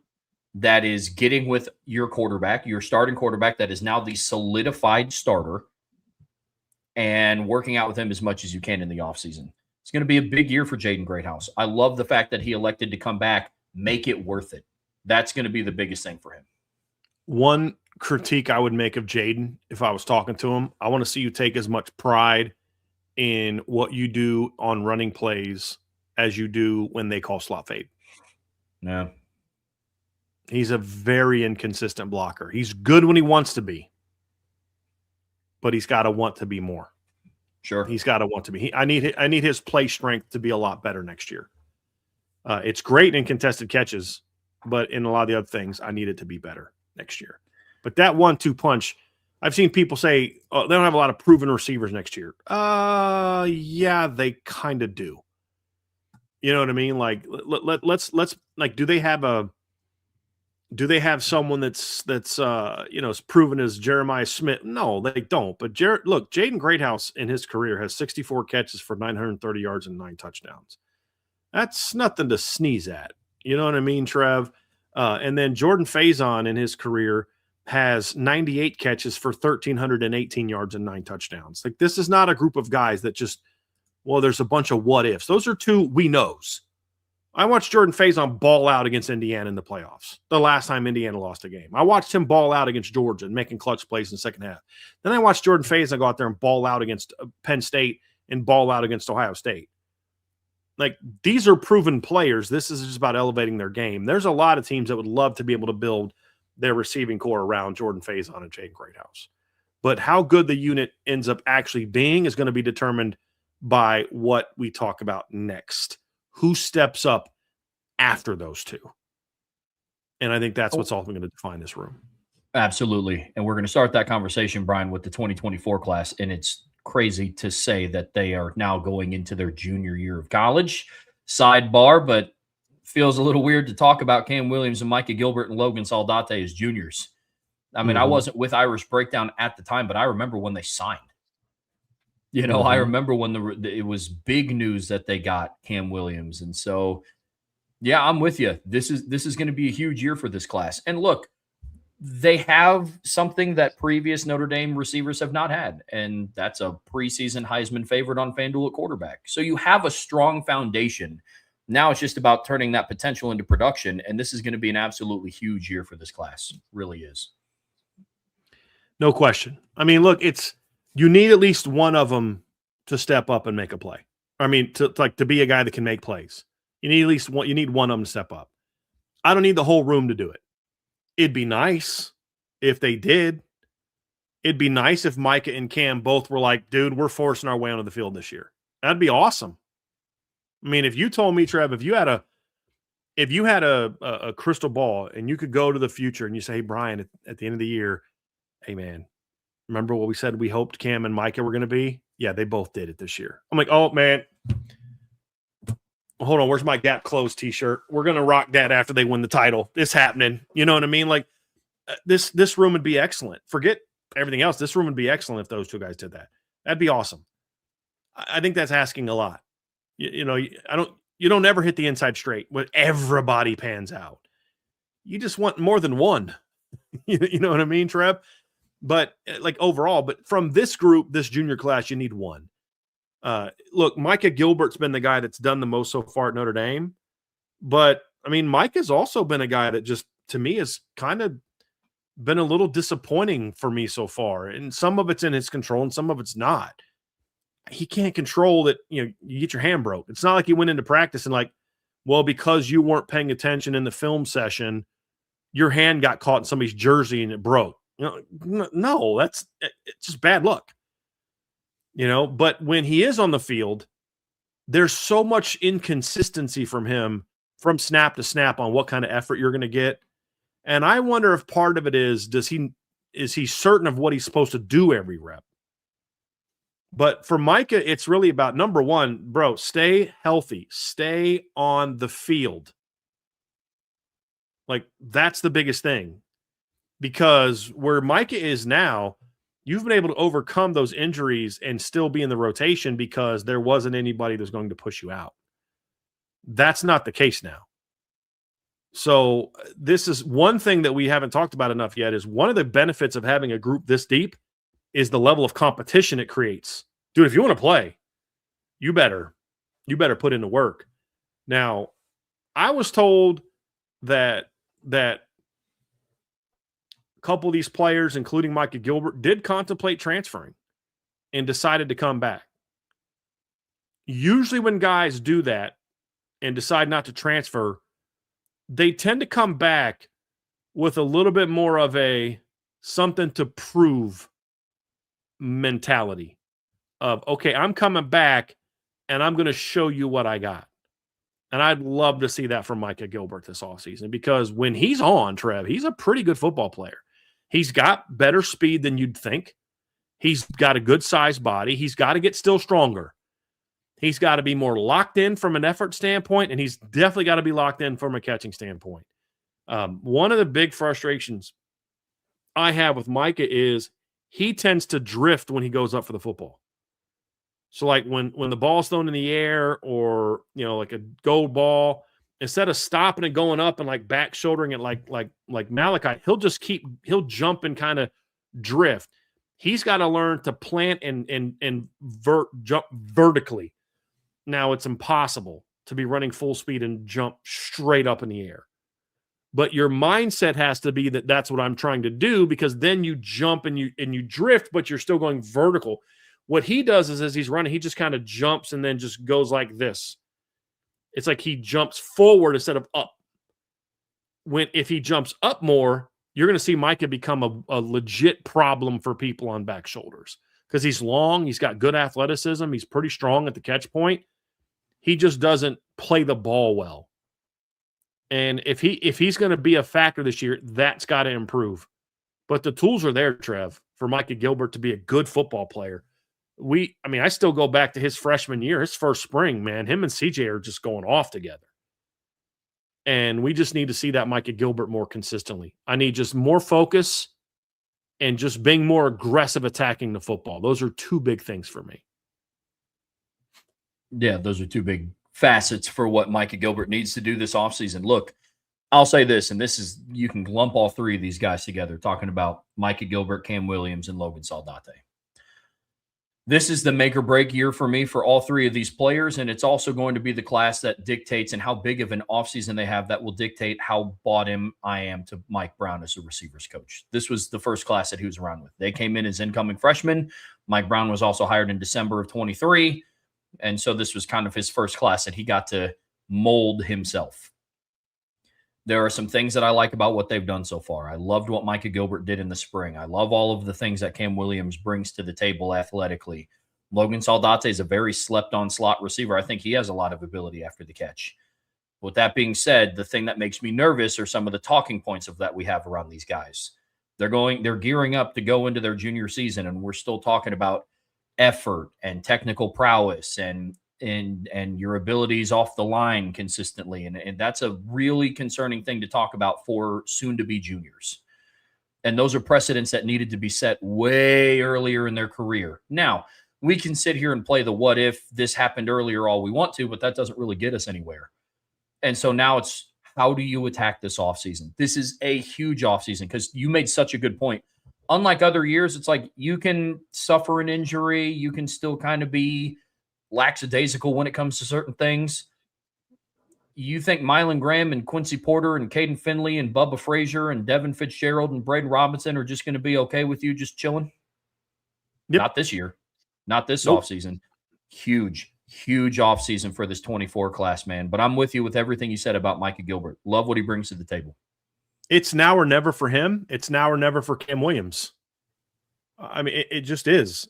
And look, there's things that I think Mike Brown has to do better when it comes to Cam Williams. And so we focused early on the Mike Brown side of it, the CJ Carr side of it. You guys got to work on bringing him along as well.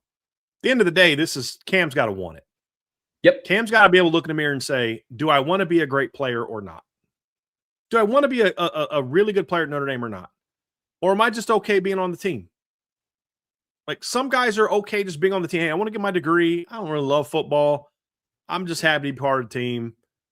And, it is what it is. I'm good. I get to do my cool little video thing with the little tiny mic and all that other kind of stuff. And I'm good, man. I'm happy. That makes me happy. Fine. If that's all you want to be, that's cool. We don't need to worry about talking about you anymore. I don't know. I just have a hard time believing that's where Cam Williams is. I think Cam wants to be a really good football player. I don't think Cam understands what it takes to be a really good football player. And if that light goes on for him, I've said this before, like if man, give me one offseason of training Cam Williams and that he's going to be a dude. You know what I mean? Like you can turn it around that quickly. Now, fortunately, I don't think he needs me to do that. He's got Mike Brown and the Notre Dame coaching staff. But my point is, if you give him somebody who knows what they're doing in one offseason, if he wants it, he can figure it out if he wants it. Because here's the thing. I have to believe that if Cam Williams is really just putting in that just the work, man, just getting after it, just like he's just a dog this offseason, just punishing the weight room, out there every day, catching the 1,000 balls in the jugs, working on the routes. And you know what? He just doesn't always remember the plays. They'll figure that part out. I got to think that. I have a hard time believing that would be the case. But if you're going to put a guy in there that doesn't always have great technique and isn't always sure what he's doing, he better be a guy that's giving you everything he's got on the weight room and on the practice field and every day, putting in that extra work. Some guys just don't always remember plays. It just, like, there's some subjects, Trev. I mean, I could pull stuff up about history that I remember learning as a kid, reading a book on the bookmobile. We used to have, do you guys have bookmobiles when you were a kid? Yep. Love bookmobile. And we would go on there and they had like a table in the back and I could go back there and like read through history books. I can still remember some of the stuff. You start throwing numbers and letters together in a math class, I'm like, I'm out. No thanks. I'm going to learn enough to pass this class. You know what I mean? Like some things I just didn't click as well. Sure. But if everything else is there, the work is there, the talent's there, then we'll figure something out from a playbook standpoint. But as a position coach, you got to show me you want that first. And that's what Cam has to do. He's got to show me that he wants it. And if he's willing to do that, then I think he'll have a chance. Because, listen, I've talked to scouts. I've talked to people that have been at practice who aren't part of the team. And every time I talk to somebody, they're like, dude, number 5 is just different athletically than everybody else. He's just different. The talent is there. Does Cam want to be a great player? If the answer to that is yes, verbally, okay, that's not that. I don't care about that answer. And I don't know many people that are like, nah, I'm good. Verbally, like, I'm good. They almost everybody says, yeah, I want to. But what defines whether you want to be great or not is what work do you put in? I'm at every lift and I'm at every practice on time and I leave on time and I do what the coaches tell me to do. That's it? What do you mean that's it? Yeah, is that it? You know, like, do you think Jerry Rice became Jerry Rice because he just showed up to the weight room on time and did the work the coaches asked him to do and showed up to practice on time and, you know, did what the coaches needed him to do and showed up at study hall all time and did what he was supposed to do? No, they say this, that stuff is just the bare minimum of what I'm going to do. That's the givens. That's the stuff you do to keep your scholarship. You know, like this is about, bro, are you putting in that extra work? Hey, coach, I can't, I need you to leave the jugs on. I haven't caught 1,000 balls yet today. You know, like, hey, CJ, I want Cam Williams. CJ, what you doing? Let's go throw the rock. Let's go work on this. Hey, Jaden Greathouse. Hey, Jordan Faison. Hey, whoever. Man, can you work with me on this? Hey, Coach Brown, can we spend some time today going through some film? Like, that's what I think the Notre Dame coaches are waiting on. This is just my opinion. I think they're waiting on Cam Williams to give them a reason to invest more in him. And if he can figure that out and that light goes on this offseason, bro, he could be a stud. The talent is still there, Trev. And we even saw it on the play against Navy where he runs an awkward route coming off the line, doesn't take a proper angle, but still runs by the guy for 5 yards. You remember that? And the ball gets underthrown. I think he got a PI on it. Like, dude, he didn't even run the route remotely properly and torched the Navy cornerback by like 5 yards. Yep. And you're like, dude, if he can ever figure it out, oh my goodness. That's the town is there. Oh, clearly. And it always has been. And it's almost kind of fitting that the team mantra this year, I guess, is leave no doubt. And that's something that Cam Williams is going to have to do. You need to force the coach's hand to put you on the field. I am too good to not play me. And that's what he has to take into the offseason. Let's talk about Logan Saldate, Brian. And I think there's a lot of opportunity on the table for him because we're talking about, he fits in a position where the depth behind it is kind of up in the air right now. You got Jaden Greathouse coming back. You have Jordan Faison who can fit in the slot, but you're not really giving Jordan Faison a breather if, you know, when Jaden Greathouse needs spelled, you just move Faison into the slot. So I think that there is a lot of opportunity, like there is for Micah Gilbert and Cam Williams, but I think there's a lot of opportunity for Logan Saldate to come in and make some noise this offseason and kind of be in that 2 deep. He has a chance to fight for a spot in that rotation, and I'm excited to watch him do it this year. He's another guy, Trev, that this is your last chance. I mean, you've got some really talented young players coming behind you. You've got, obviously, a guy in your class and Matt Jeffrey. You've got Bubba Frazier. You got Braden Robinson. And the other thing, too, that Logan is battling against because of the presence of Elijah Burris and Caden Finley and Dylan Faison and Jordan Faison, all guys that can also play the slot, you're competing against them as well. Or here's who else you're competing against. James Flanagan, Ty Washington, Jack Larson, because they could just say, look, when we need to get Jaden Greathouse off the field, we're just going to go 12 personnel and take the slot off and put in a tight end. So you're going against a lot of people there. I've heard some good things about Logan. He's fast. He can run. Again, he's got to get a lot stronger, and he's just got to be more assertive. It's the same story we hear with this entire junior class. How bad do you guys want it? And now's your chance to show it. Because if you don't show it this year, by next spring, Bubba Frazier and Braden Robinson are going to have passed you up. Like, they just will. So it's a big year for Logan Saldate as well. And he brings a very different skill set than the other two players. Very different skill set. No, he does. And I'm excited to watch what he can do this spring. And hopefully he's able to take that next stride, because there is opportunity on the table there. I'm with you. Let's talk a little bit about a player that you just mentioned, Elijah Burris. He's the best receiver that came in the 2025 class. Scrap Richardson is transferred, and you still have Jerome Bettis Jr. on the roster. But Elijah Burris started to turn heads last spring. He caught the walk-off touchdown that CJ Carr threw in the Jersey scrimmage in the spring. That was impressive. Too. He had the double tap in the back of the end zone. Yeah. Yeah, that was a catch on Sundays. On top of getting over top of the defense. Yep. Very impressive player. Is this the year that he now makes a push to get into the rotation? That's going to be fun to watch. I think they're hoping he does. I think they're hoping that Elijah has the kind of offseason that forces them to play him more. Look, do you remember when Mike Denbrock called out Elijah Burris last year in a press conference? Yeah. And he talked about, like, and I've heard this. I've heard this from defensive people on the team. Dude, no, we can cover that guy. Like, even Leonard Moore has problems at times covering that kid because he's such a freaky route runner. He's just he's like kind of that weird athlete that just can stop and move on a dime, and it makes him really hard to cover and run with, because you think he's running vertical. Like, where'd he go? And he catches the ball well. He's got to get stronger, which you expect from a younger, skinnier player. But then Denbrock calls him out, and he's like, yeah, I wish he knew where he was going. Wish he knew the plays. Why is he calling him out? Is he calling him out because he doesn't think the kid can play? This kid's never going to play for us. He's not that good of a player, so let me call him out at a press conference. No, he's calling him out because this guy can be a dude if he would do this thing that we need him to do. And that's really the big thing for Elijah this summer and this offseason is going to be, the spring and offseason is going to be, can you become a consistent player? The coaches that the coaches can trust. He knows where to line up. He knows what routes to run. He knows the checks, because, like, listen, it's not as simple as saying just go run a hitch. But what if it's cover two? What if what's my conversion call? I mean, if the guy's off the ball and he squats up, do I run by him? Do I still run my hitch?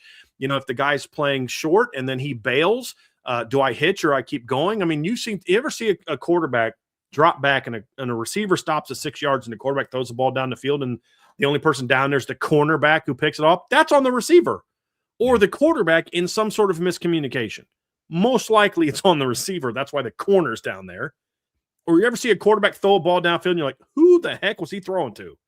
Well, somebody didn't convert their route properly, or the quarterback read it incorrectly. He can be either. But the point is, there's post-snap adjustments that you'll make based on what the defense does post-snap. Just because a guy's playing off the ball doesn't mean, okay, I'm automatically running a hitch. Because if he comes down squats and they roll to cover two, I got to convert that thing into a two-hole throw. And so it's a lot of that stuff too. It's not as simple as like I have a slant here or I have a hitch here.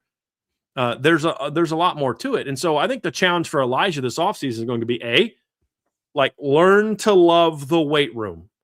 Elijah's got to improve his functional strength. His dad had a very different body type than he had. Plex was able to play strong because he was 6'6", 220 plus. Elijah's got a very different body type. And he's athletic, he's sudden, he's quick, he's got great hands, but he's got to improve that functional strength. That just comes with maturity and spending time in the college weight room. But that's a big part of it. And the other part is just, do you put in the work to be able to play the game with confidence in yourself and then in a way that builds confidence in others around you? But the staff he's a guy that I think there's some people that think because Mylan Graham and Quincy Porter showed up that they're just going to naturally get thrust into it. And they might, but they're going to have to beat out guys like Elijah Burris first.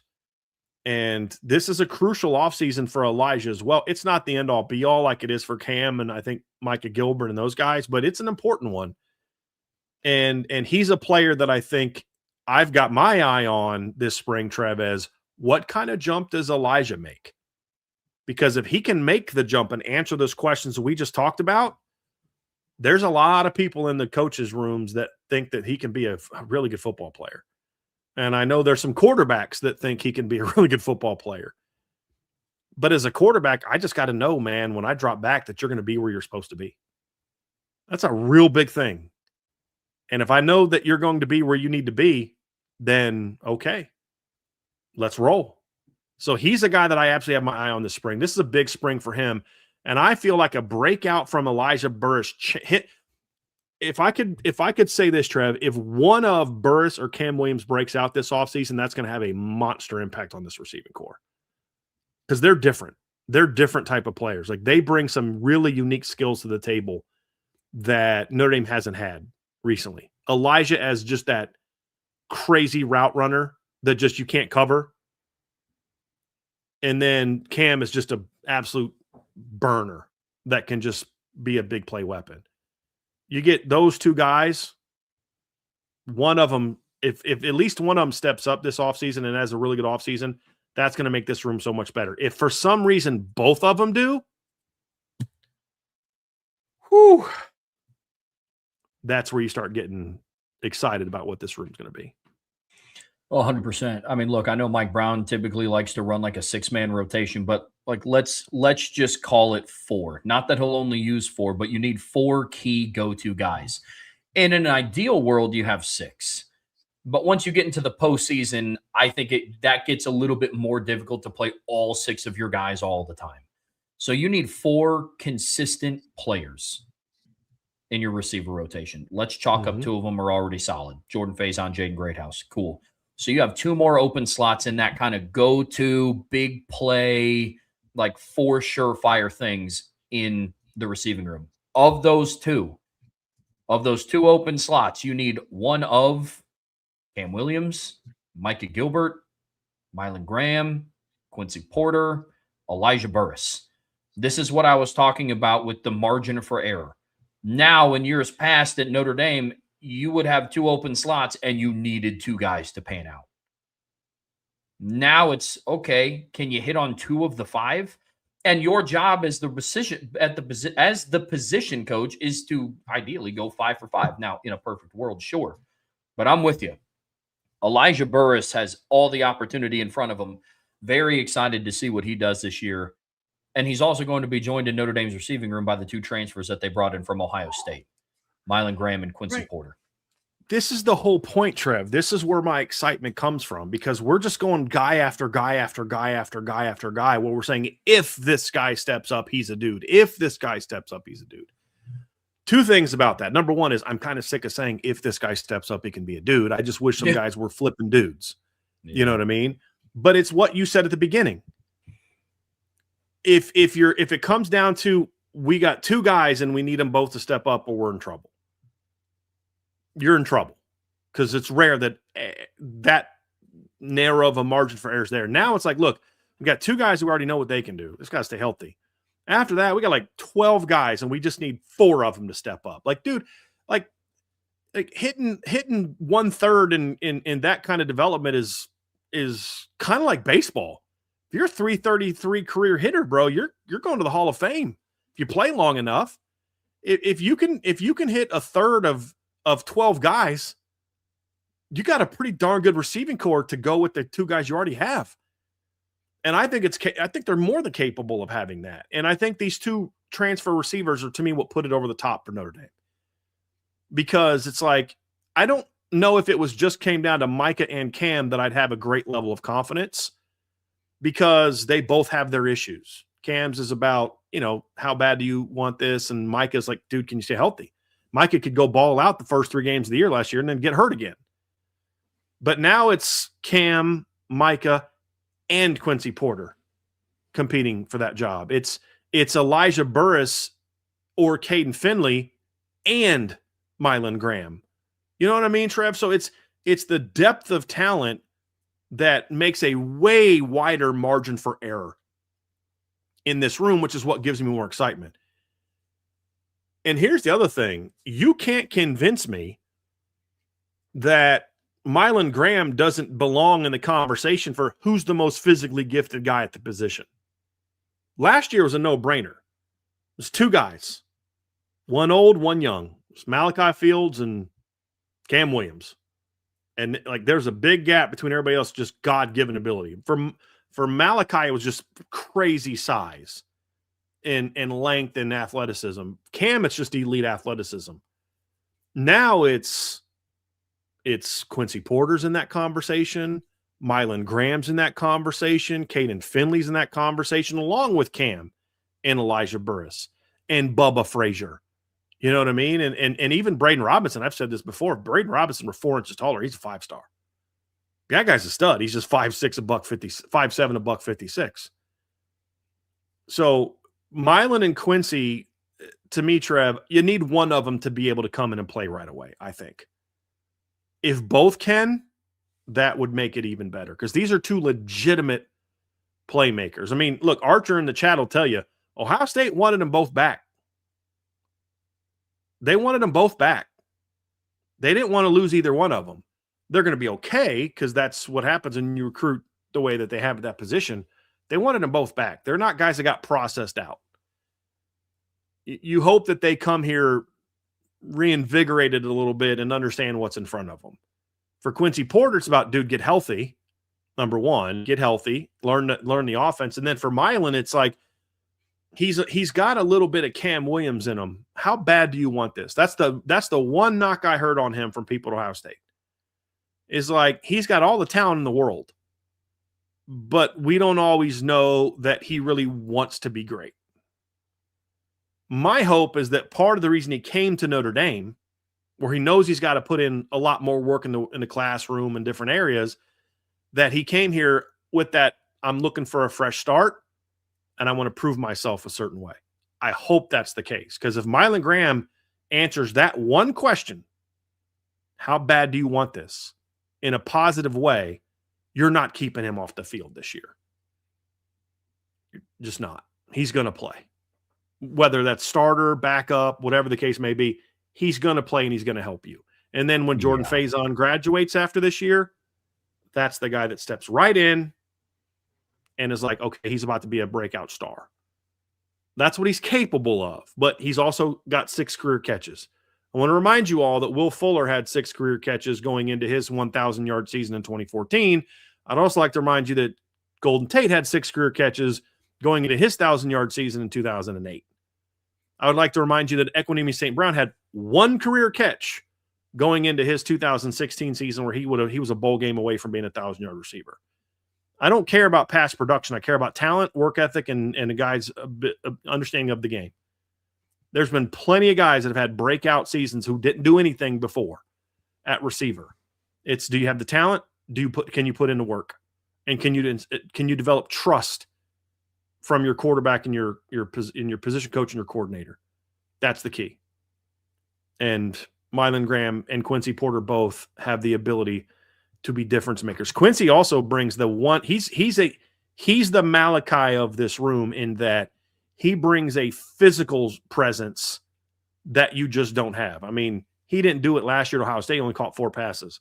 But you go back and watch his junior and especially his senior season film at Bergen Catholic.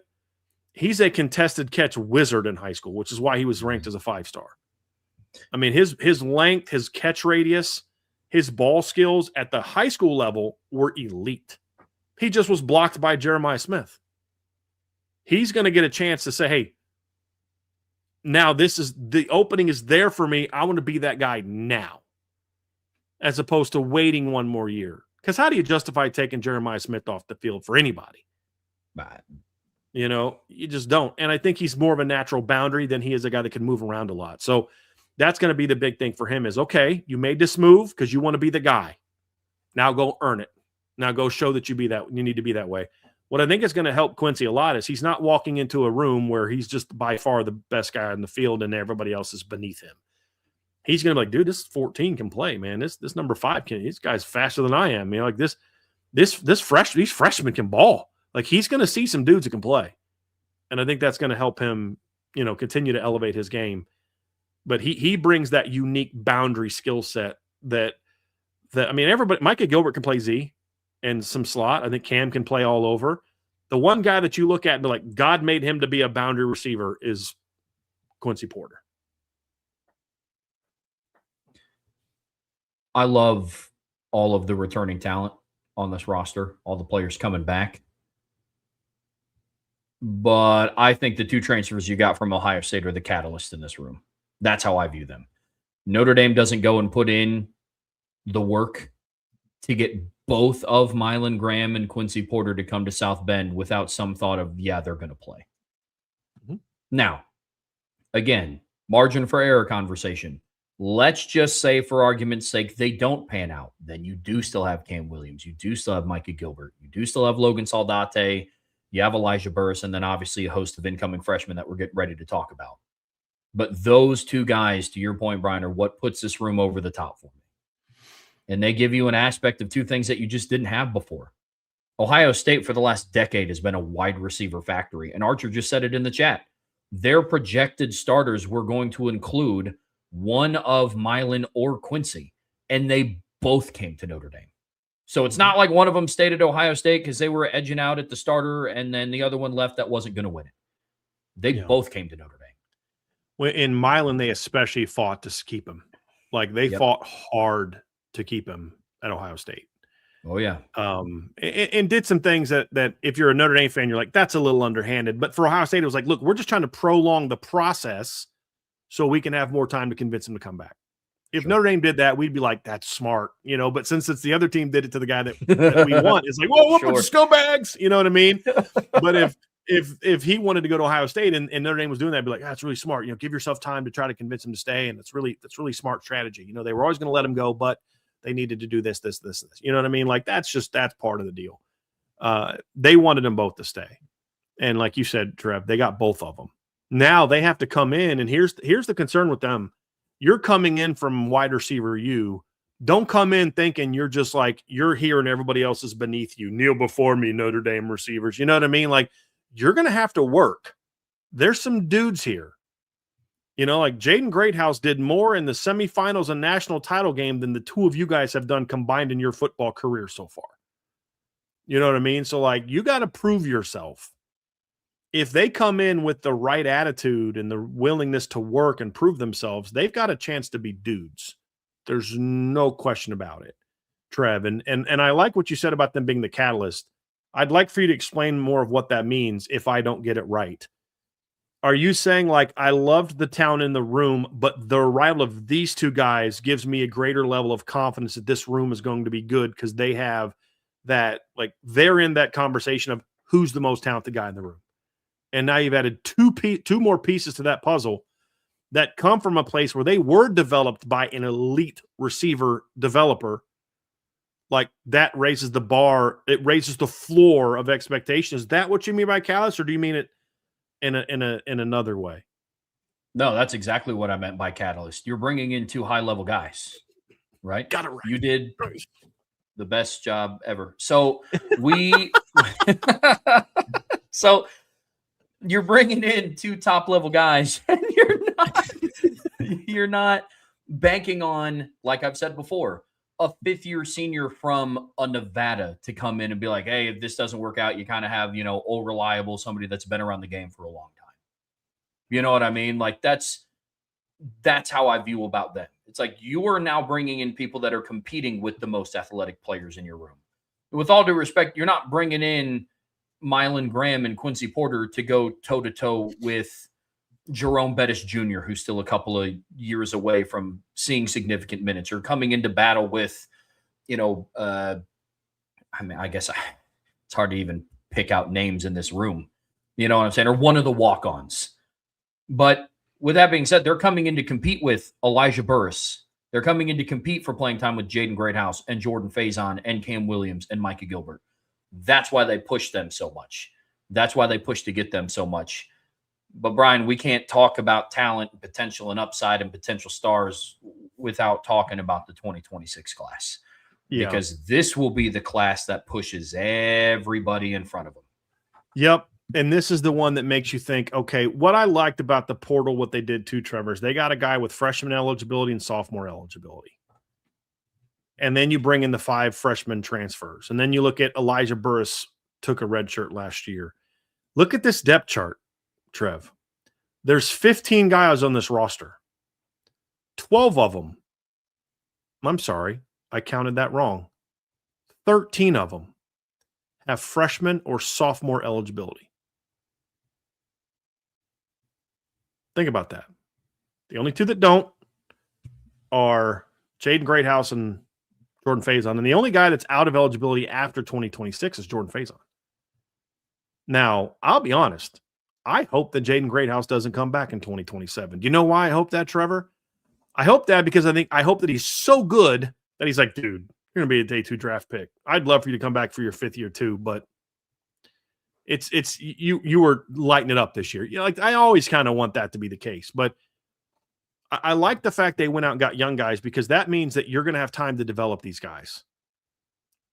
But to your point, there's a lot of those guys with that SOPH on there that if you don't ball out this spring and this summer, that guy with the FR period after their name is going to say, okay, cool. You don't want to do that? I'll do it. Coach, get me the ball. And you're going to have to be on top of your game, to your point. You know, hey, look, if those boundaries don't want to go play, they'll just put Caden Finley over there. You know what I mean? Like, yes, those Z's don't, they don't want to put into work. Fine. Hey, Caden, get in there and show them how it's done. All of the things that we talked about earlier, lack of consistency and urgency off the line, putting in the work in the weight room, all of that stuff. This 2026 class is going to come in and they're going to take advantage of every single opportunity that they have. And the talent level in this freshman class is of such as it could be a situation where, hey, if they get that opportunity, they might just hold on to it and not let anybody else get it. That's how talented that they are. Now, it is crazy to say that in a world where there's 15 scholarship wide receivers and 5 of those being the incoming true freshmen. But look, man, it's not beyond the realm of possibility that Caden Finley does that. If nobody else wants to step up and back up Jaden Greathouse as a slot, Bubba Frazier would be chomping at the bit to get in there. Devin Fitzgerald's kind of like my sleeper guy out of this class. Of like, hey, nobody else wants to put in the work. People aren't staying healthy. People aren't taking the extra time outside of practice going. You're going to see number 11 slowly rise up in the depth chart. And that's before factoring in the genetics fully kicking in because he is still Larry Fitzgerald's kid. You know what I mean? So like this 26 class is going to really push people in front of them. Not so much Greathouse or Faison. They're going to catch wind of it a little bit, but I'm talking about the 24 class, talking about the transfers. If they come in with kind of that God complex of we just came from wide receiver U, the only reason we didn't play was because Jeremiah Smith moved over everybody. Yeah, guys like Caden Finley are going to have some things to say about that too. I'm very excited to see this freshman receiving class in the spring, and they're all here, which is really, really, really exciting. Yeah. We talk about 15 guys, Trev. They're literally all on campus right now. I mean, there's no summer enrollees at receiver. They're all going to be here now. The competition is going to be great, but that's also presents a challenge as we kind of wrap this up for Mike Brown to make sure you're coaching the whole room. I would assume that Notre Dame is going to add some help to the coaching staff this offseason for Mike Brown. The guy that they had working with him last year, I think it was Tom Spalding, I think was his name. He got hired as a position coach somewhere, which is great. So they're going to need to add. I would actually honestly want to add maybe 2 analysts or a GA and an analyst to the receiver room because I think it's unfair to ask Mike Brown by himself to handle 15 guys. It's a lot like you watch the offensive line. You go watch Joe Rudolph coach in practice, and he's obviously very active. But then you look over here, and there's a group of guys going with, I think it's Rob Delaney, Coach Delaney, and he's coaching them up. I mean, and it's not like Joe Rudolph's like standing there like, oh, okay, did he get it right? Yeah, okay, good job, buddy. Like, no, dude, you take them and go coach them up. I'm going to take them and go coach them up. And I need to trust that you're going to coach them up the same way that I'm coaching them up. Emphasis on toughness, technique, all this kind of stuff. You're going to need the same thing a receiver where in certain parts of the practice, Mike Brown's worried about the 1s and 2s, while the other coach is there with the young guys talking through different things or coaching them up on certain things, or he's taking them in certain parts of the practice and, you know, he's in their ear and he's showing them certain things. Like So Mike Brown's leading you through a drill and your GA or your analyst is over there after Caden Finley comes off the route and he's like, okay, come here. Look, listen, you need to make sure you're doing this. Like, drive your hips, right? You know what I mean? Like, don't use your feet as your brake. Use your hips as your brake. That's how you 1-2 it out of there, as opposed to when you use your hands and feet, you're all like, wailing and everything. Like, do this. Like, hey, when you're going at the guy, you want to be aiming at my outside shoulder. You want to press my leverage. You want to widen me out. Then you want to get up inside. You want him to be able to do that. Mike Brown can't do that for every single kid. It's just not possible. So I think that's something else that Coach Freeman can do to help Mike Brown out, is get him at least one, if not two, really qualified younger coaches. And then now some of that will be Mike Brown coaching them up. But guys that you can trust to say, hey, man, I need you to work with these kids. I need you to help this kid. I would honestly have someone that's like, here's what your job is. Okay, you're going to help me out. Here's what your job is, bro. You're going to help me make sure that Cam Williams, Mylan Graham, and Quincy Porter are doing what they need to do. That's literally your job as a GA or an analyst. Number 5, number 3, and number 0. That's your job. And I don't see anything wrong with that. Just things like that, though. It can't just be Mike Brown, not with 15 guys. And I don't mean it's actually more than 15, because they have Alex Whitman and Xavier Southall, whose dad Corny Southall played in Notre Dame. There's actually more than 15. This is just the 15 scholarship players. You can't ask one receivers coach, and you don't ask offensive line coaches to do that. Harry Heastan had helpers. Joe Rudolph has helpers. So does Al Washington. So did Mike Elston.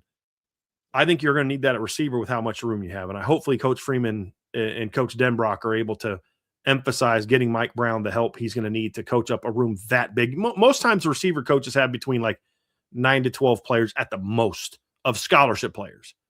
You're 15. That's a lot.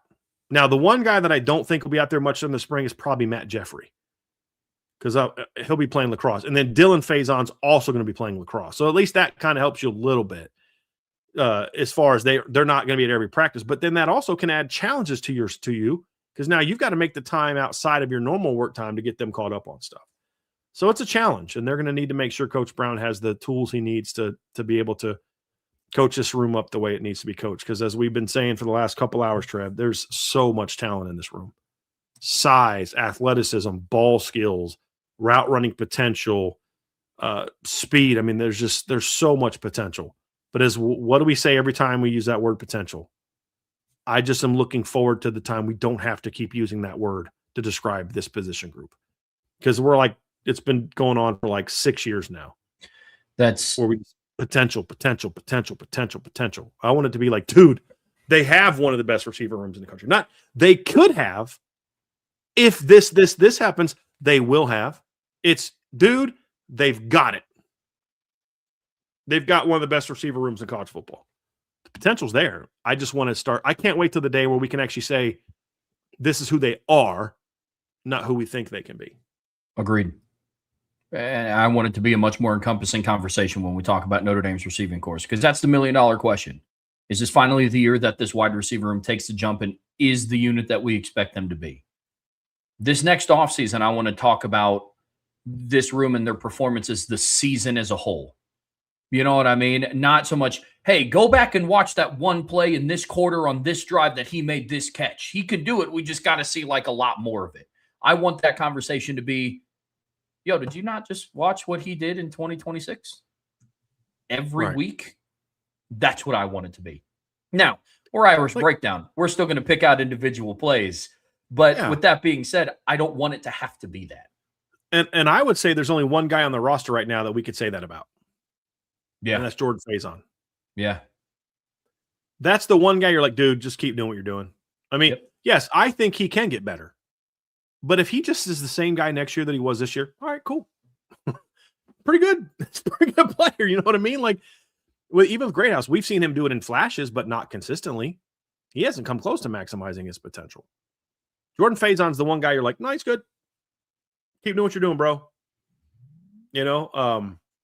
And that's not a great rate. 1 out of 15 ain't great. Yeah, and in something like a receiving core, you can't have just one guy set the floor. You can't. That's dangerous territory. But I'm with you. This is an exceptionally talented group, one that is poised to have a big year. Now it's just about going to do it. Because if we had the answer to that question, I'd probably already be getting my ring size fit and sending that off to whoever I needed to. But folks, that is going to do it for part 2 of today's show. We're getting ready to end today with a mailbag. But before we get there, hit that like, hit that subscribe, hit that notification bell, whatever streaming platform you listen to us on. We would greatly appreciate a 5-star review. But as always, the best way to support what we do here is subscribe to the premium message boards at boards.irishbreakdown.com.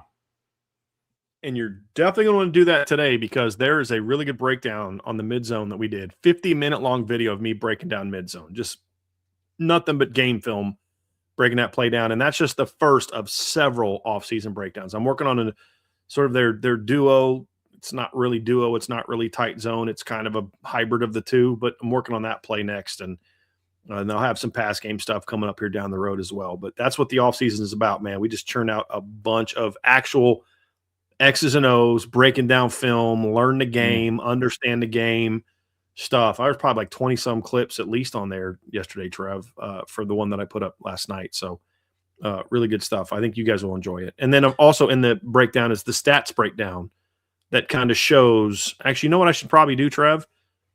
Is I should probably – you know what? This is what I'm going to do. I'm going to bring that up, and I'm going to show you guys that. So this is the only free – give you this one for free, but like this is the overall breakdown of mid-zone. I broke this down. I'm going to actually make that a little bit bigger.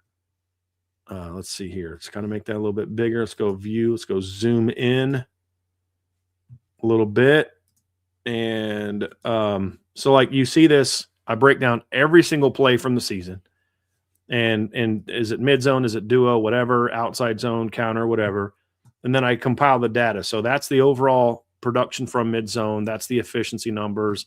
That's their base mid zone. That's the mid zone load. I explain what that is. That's them running it to the right. It's not a shocker. Gerby Lambert's on that side. Look at those numbers to the left. And I kind of try to explain the best I can why it's good one way or the other. It's 11 personnel breakdown, 12 personnel breakdown. When do they run it to the field? What their numbers running it to the boundary? First down success, which is weird because you look, the yards per attempt on first down is great. The efficiency sucks on first down because it's hit or miss. It's like big play or, they had, I think, 5 plays on first down of 20 or more yards on mid zone. Then they had 9 plays of 0 or worse on first down. So like that boom or bust, third and medium, third and short, which is ironic. They were better on third and medium in that play. Red zone production, scoring zone, which is 10 yards in. This is the number of negatives and stuffs they had on this play. So 25 out of 133, it's not great. And then the individual players. So I'll have like breakdowns like this of all of them. Plus I'll also have the film video breakdowns that we have as well. So that's just a little taste of what's in all those breakdowns. It tells you it's definitely worth it. And in that breakdown, you'll see a lot of stuff about, I talk a lot about Gerby Lambert and you're like, man, this guy, there's a lot in there. There's some stuff about Anthony Knapp. And I think it's really good stuff. I really enjoyed putting this one together. So that's for premium members only. That's one of the things people say, why should I be on the message board? Well, honestly, I think that stuff alone makes it worth the subscription because I'm pretty sure you're not going to get that anywhere else. That's not a knock on there. Everybody's got their strengths, and that's one of ours. So I think you guys will enjoy that stuff. And there's video to back all that up. That's the fun part. Like Trev will tell you, I sent him a 3-hour-long video the other night where I took every run play that Notre Dame ran in order from games, and I put it and I sent it to him and Vince. I was like, hey, Merry Christmas, happy birthday, all in one. So, yeah. Brian, let's wrap up today's show here in the Irish Breakdown Podcast, brought to you by our friends over at FanDuel with a mailbag. That's what's going to take us home today. Now, if this is your first ever mailbag, feel free to submit any sort of question. This is something that we do for our daily live listeners. You can put MB for mailbag, or you can put a little mailbox emoji before your submission. That lets us know to set that question aside. Super chats always get bumped up to the top as well. Brian, I don't know if we have any in there to get us started, but I know we have some questions in there. We do not. From Aidan Benami, besides starting the season aggressive, what one thing does Coach Freeman need to improve on? I think the biggest thing for Coach Freeman is don't assume your coaches are doing what you ask them to do until they've proven you that they're going to do it. And I think that's been an issue for Coach Freeman several times. I think the mistake Coach Freeman makes is he coaches others the way he wanted to be coached, which I actually respect and admire. He wanted, like, dude, you hired me to do a job. Let me go do the job. Stop looking over my shoulder all the time. Problem is, not everybody is you. And when you have a standard and an expectation, you've got to make sure the coaches are living up to that before you just turn them loose. Had Marcus Freeman been more involved in what they were going to be doing defensively against Miami and Texas A&M, I think he could have helped not, have it go that route. And I think that's something that I would say, if I can improve that, I think that solves a lot of things. But I mean, overall, Trev, last year was not losing to Northern Illinois. It was not losing to Marshall. It was a very different deal. I also think that when I went back and broke that Miami game down again, and you watch Anthony Knapp in that game, and then you watch him in October and November, you're like, he was moving at a very different pace in that game. Not even like not sure. He was slow in that game. His feet were heavy. He's like barely jogging after plays. And you can see a guy that's like tired. I don't think they were physically prepared to play that game the way that they were against A&M the year before. And I don't know why. Maybe it's the Miami Heat. I don't understand why, but that's something that they need to look at and say, why were we not as prepared physically? Why was our offensive line so dog tired? And Anthony Knapp couldn't even finish the game. Emil Wagner's doing jumping jacks out of his stance. Like, what happened to where our line was not ready to play in their biggest matchup of the year? And that's something that's going to have to get addressed. Yeah, the other part that I want to see from him is be quicker to make adjustments. We pride Marcus Freeman on not making the same mistake twice. And look, the adjustments, whatever they were, and this isn't did Freeman step in and start calling the defense? I'm not getting into any of that. But what I do know is from the top down that there were some adjustments that were made early on in the season. Don't wait until halfway through your third game to force those adjustments to come true. Those adjustments should have been made after the fourth series against Texas A&M. There's a lot at stake this season. So don't be passive and just, I'm going to trust the people that we have. And no, dude, like, this is you. This is your team. If an adjustment needs to be made, you go make it. That's what I want to see from him this year too, on offense and on defense. That's a big thing. So that's the other thing that I would add to this conversation. From Jacob Sweat, asked this question on last week's Buy, Sell, Hold. Brian, if you had to hire a coordinator and Coach Freeman could not give input, Buy, Sell, Hold Charlie Molnar at offensive coordinator, Brian Van Gorder at defensive coordinator, or Scott Polian at special teams. Be blessed, man. I think he means Brian Polian, and I'm going to go with Brian Polian because if I make the right hire on OC and DC, I don't need Brian Polian to do a thing.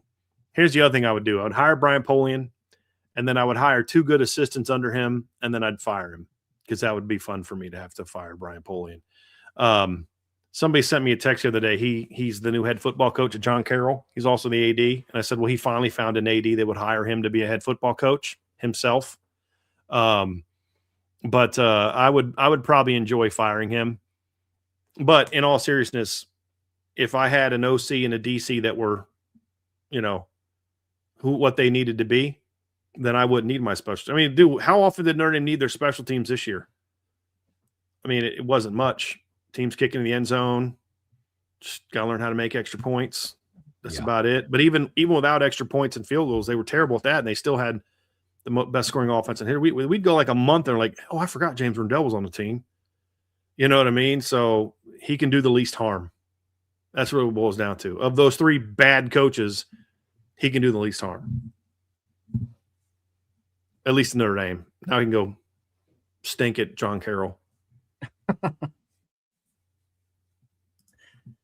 Ballpeen Shillelagh, I keep hearing, mostly from Irish Breakdown, that Caden Finley has a decent shot as any to see the field this year in meaningful minutes. What specifically gives him an edge? There's a lot of things. Number one, he's got really good size. He's 6'1". I think he's taller than that, 200 pounds. He's built well. a lot of times what can keep freshman skill players off the field, Ball Peen, is they just don't have the functional strength, the core strength to really be able to play against a senior in college, who's been in the weight room for 4 years, and that can be a challenge for them. Other guys aren't as technically proficient as they need to be to win at the line, to win at top ends, things like that. Caden brings that to the table. He's also athletically capable there. I think he's going to be, all freshmen have to get stronger, but he comes in with with an already kind of developed core strength that allows him to go play beyond your typical, never been in the weight room freshman because all I do is run routes and catch the ball. That's not Caden Finley. And that's one of the advantages of the high school he came from, but then also having a dad who went through this as a college football player and an NFL football player. So I think it's all of those things: size, athleticism, ball skills, and then he's got a great understanding of how to get open for a high school kid. So I just think the all-around skill set is there. And the fact that he can play all three positions helps as well, because it's like he can fit wherever you have a need. Where Bubba Frazier is going to help you at slot. Braden Robbins is going to help you at slot and special teams right away. Caden's like, look, dude, we're not sure what we have at boundary. We need your help. Cool, I got you, coach. Man, we're going to have to move so-and-so over here because somebody said hurt. We're going to need you to really step up at the field. All right, got you. Man, we're really not in a great place in our slot depth chart right now. We need a bigger body there that can go do this, this, and this, and do what Jaden Greenhouse can do. I got you, coach. Like, that helps him as well. Yeah, I mean, he's just more of a complete football player than what some others were coming out of high school. Like, look, he doesn't have the top end elite athleticism that Cam Williams had, but Caden Finley is head and shoulders of more of the football player and understanding the game ahead of where Cam Williams was at coming out of high school. So that means a lot, especially in a Mike Denbrock led offense, man. That's going to be huge. Yep. From Peter Wazansky, Jagasaw was 6'7", now is 6'5". How is that possible? His height hasn't changed. There's been a lot of guys that have been up and down. Sullivan Absher was 6'8" last year. It's basically just they're rounding. I've been next to Charles Jagasaw. He's a little taller than 6'5". Never thought he was actually 6'7", but yeah. It's a side effect of broken arms. Yeah, it's exactly. It's more of an input problem, an input data problem, in my opinion, than it is somehow he shrunk. Or somebody didn't do the measurements correct. I mean, Trev, you've seen this before, getting your preseason physical. You're watching a kid get measured and the guy's like 5'9". You're like, 5'9"? The thing was going like this. Yeah. Like, what are you talking about? You know what I mean? Yeah. Or it was going like this. Like, what are you talking about? So there's probably a little bit of that to it as well. Yep. Peter. I don't care. And I 6'5", 6'7", it doesn't matter to me. I care about, A, is he healthy enough to play? And then B, is the weight that's on him good weight? That's more of what I care about. Mm-hmm. From Joseph Parr, I've been noticing and watching receivers, the best ones in college or the NFL, are usually great route runners. How much of it is coaching and how much of it is guys not working hard at their craft? It's a little bit of both, but I mean, you have to know what craft to be working on in order to go work on your craft. Like, if you're not taught it by somebody, what are you working on? I mean, you're going out there running routes. No one's taught you how to properly attack leverage, how to manipulate a guy with your stem, how to manipulate a guy through your top end, how to accelerate through the look back. I mean, how many times do you see receivers look back and slow down, right? That you got to teach that out of them. I've said this before. It's a human tendency with most people that when you're running somewhere and you don't know where you're going or can't see where you're going, that you slow down. I've mentioned this before. Trev, you're from Elkhart. I grew up in Northwest Ohio where there's cornfields all around the city that we lived in. You and I have both gone out to a buddy's house or a girl's house who lived out in the sticks, whose you could yell and the neighbors couldn't hear you. And there's no street lights, no lamps, and you're going about 15 miles on the speed limit because you're like, where the heck are we going? And especially for me, back when we had to use like paper maps to get where we were going, or you had to print off the MapQuest directions to know where you were going. You're driving slow. About the third or fourth time you're going out to that person's house, you're leaning back and you're driving normal because you know where you're going now. Same thing here. If you're running this way and looking this way, your natural reaction is going to be to slow down. So one thing that I taught with my players is we would talk about every time they accelerate through the look back, accelerate through the look back, because you got to teach them to think that they're accelerating, because then they're not actually accelerating. They're just running the same speed, and so those type of things but if nobody's taught you that, then you're going to continue to do that. So it's both. You got to get taught. You've got to be given the instructions, but then over the summer, you can't be out there every day.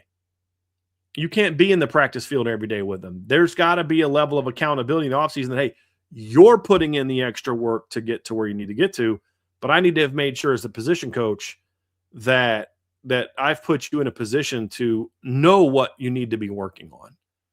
And that's a big key. Like with my receivers, they had a booklet like this thick that they took home with them during the summer. That had all the drills I wanted to do. It had daily workouts built in. Like, you want to be good, this is what you do. I mean, it had little things like, one thing I had my receivers do is when they go to bed at night, wait till your eyes have adjusted to the light, have all lights off in your room, have the curtain shut, and once you've adjusted to the dark where you can kind of see, take your ball on your back and you throw it up in the air and you focus on trying to find the seam. Try to find the cross. Catch the ball. Because the level of focus that your eyes have to see a football that you're throwing up and down at your face in the dark requires you to really lock in and train your eyes to focus on a small part of the ball. Like things like that. Tennis ball drills, basketball drills. One thing I did with my receivers is they'd take a basketball and they'd throw it up against the wall really close 100 times, and because it stretches out your fingers and gives them more strength and things like that. You got to have all that stuff mapped out for these kids and give it to them and say, hey, here's what the expectations are. And then it's up to them to go do it. So it's both, in my opinion, have got to be there. Yeah, absolutely. And Joseph, one of the things that you're noticing, one of the reasons why, and I don't want to paint this picture like there weren't good route runners before, but it's because there's been a lot of advancements too in cornerback play.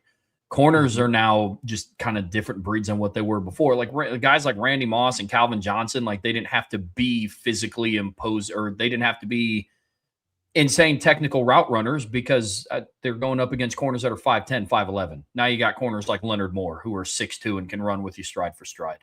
I get you. It's a good observation. It's got another one from Aiden Benami.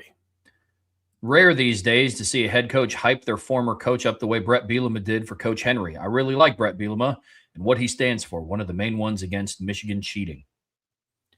Well, you got to understand something, Aiden. This isn't just his defensive coordinator leaving. This is a guy that played for him at Wisconsin. So, like, this relationship goes beyond just employee-employer. This is someone who you obviously have a lot of respect for. You brought him on at Arkansas. That's where he got his first job as a GA. You obviously brought him with you again to Illinois. So, and this is a guy who played for you for 5 years at Wisconsin. So, I think that's why this isn't just an employee giving praise, or an employer giving praise to a now departed employee in a way to somehow boost, hey, if you come here and work for me, you can go to Notre Dame. I'm sure there's probably something to that. But this is a guy that's known this kid since he was a teenager, has watched him grow up to be a man and coach for him and things like that. And obviously things didn't always go great last year, but I think that's what adds a little to it. But I actually kind of liked it. I thought it was cool. Like, I wish that Marcus Freeman would have done a release after Al Washington and Mike Mickens left, saying, hey, thanks for everything you did. And, you know what I mean? But that's just not really how it's done, unfortunately, in this business. I wish more coaches would do things like that. I thought that was pretty cool. From Ballpeen Shillelagh, which two new faces would you, just giving your best projection, say is most likely to be a part of the wide receiver rotation at boundary and slot, respectively? Two new guys in the boundary and slot? I mean, that's an easy one. That's Quincy Porter in the boundary. And new player in the slot that I would say has the best chance at either be Caden Finley or Bubba Frazier. New guys. Mylan Graham, to me, is an outside guy. Yeah. If Mylan Graham forced himself into the starting lineup, part of that would be Jordan Faison moving inside to play the slot more. Sure.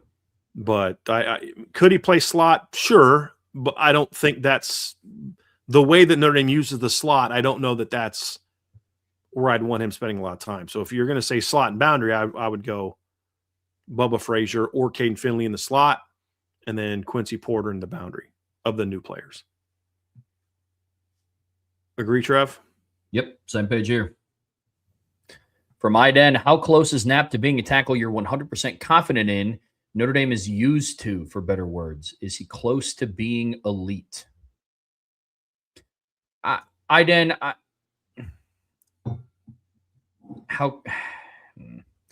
look, I'm 100% confident that if Knapp is the left tackle, Notre Dame's offensive line will be good.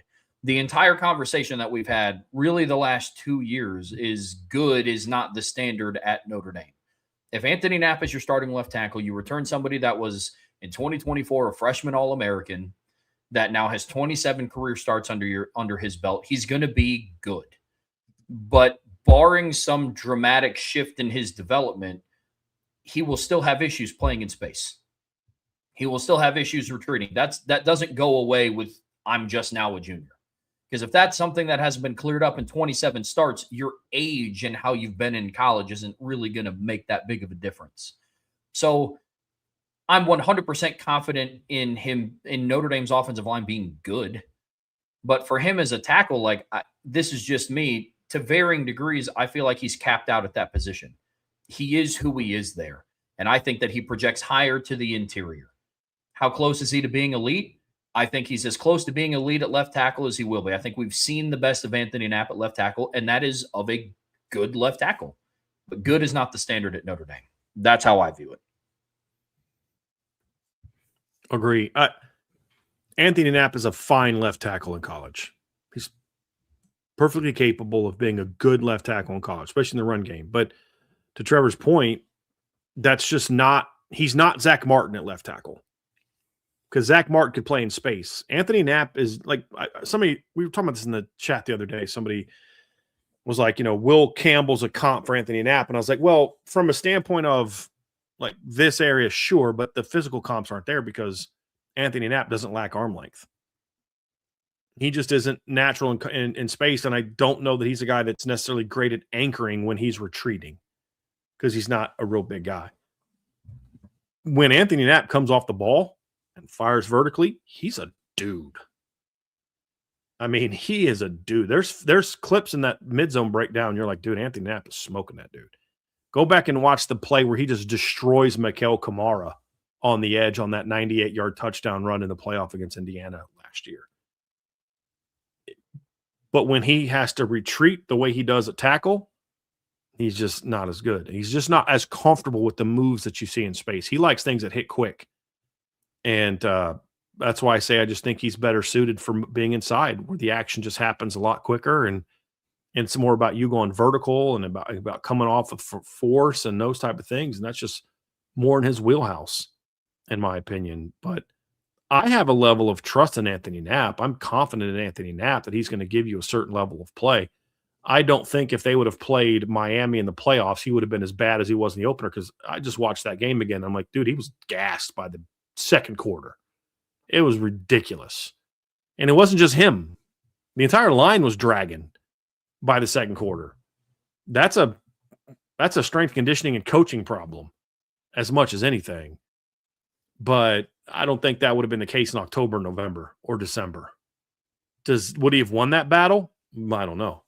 Because I still don't think he's great in space. I just don't think he would have been dominated the way that he was dominated.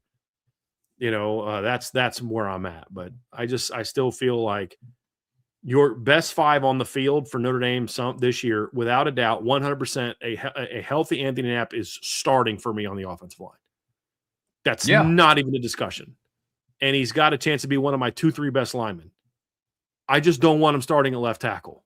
All right? This may piss people off. This may, tick Anthony off or tick his family off.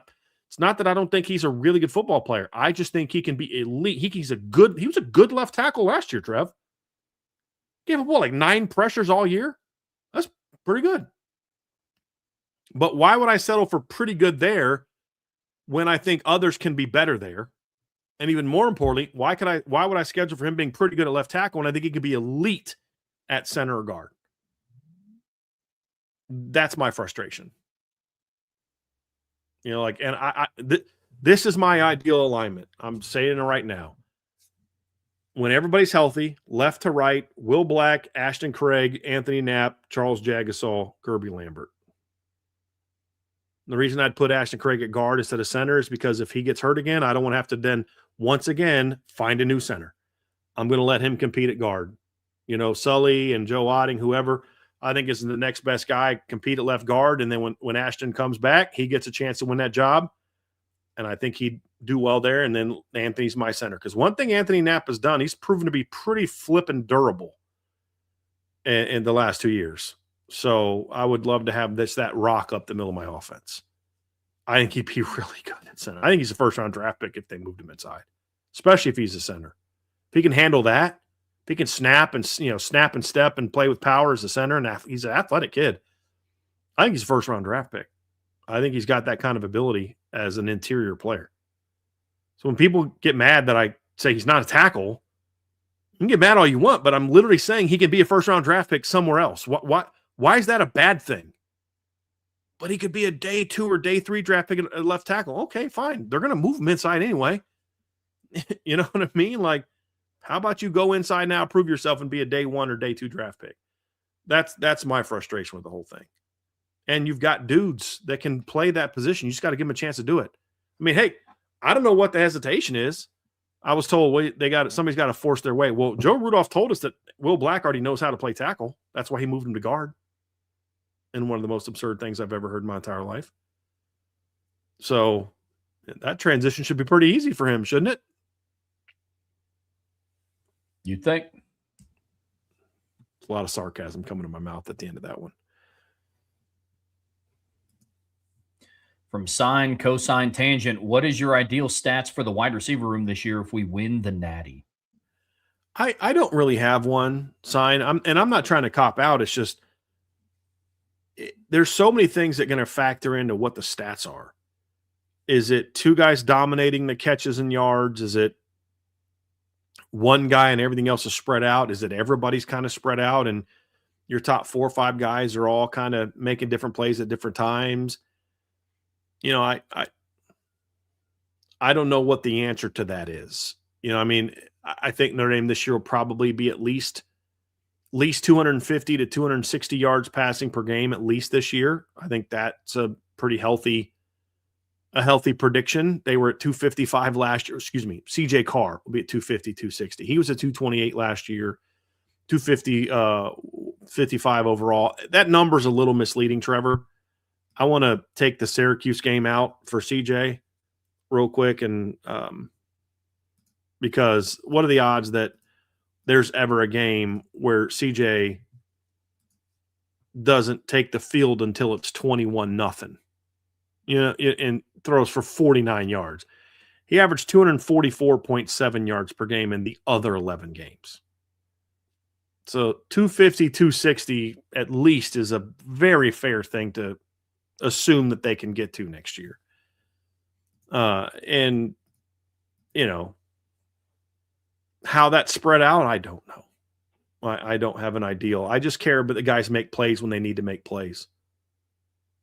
I mean, if you were to ask me those things, I mean, and for Indiana to win a title, you're going to need Fernando Mendoza to get to the playoffs. And he's probably going to need to throw for like at least 225 to 250 a game if they're going to. I mean, there's no way you're going to be able to beat Bama and Oregon and Miami with him throwing for less than 200 yards a game, right? Wrong. He went for 192, 177, and 186.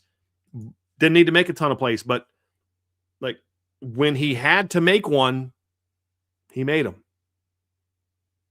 I don't know what kind. Is Notre Dame going to be built like that this year? I don't know. Is Bob Bostad going to be their offensive line coach?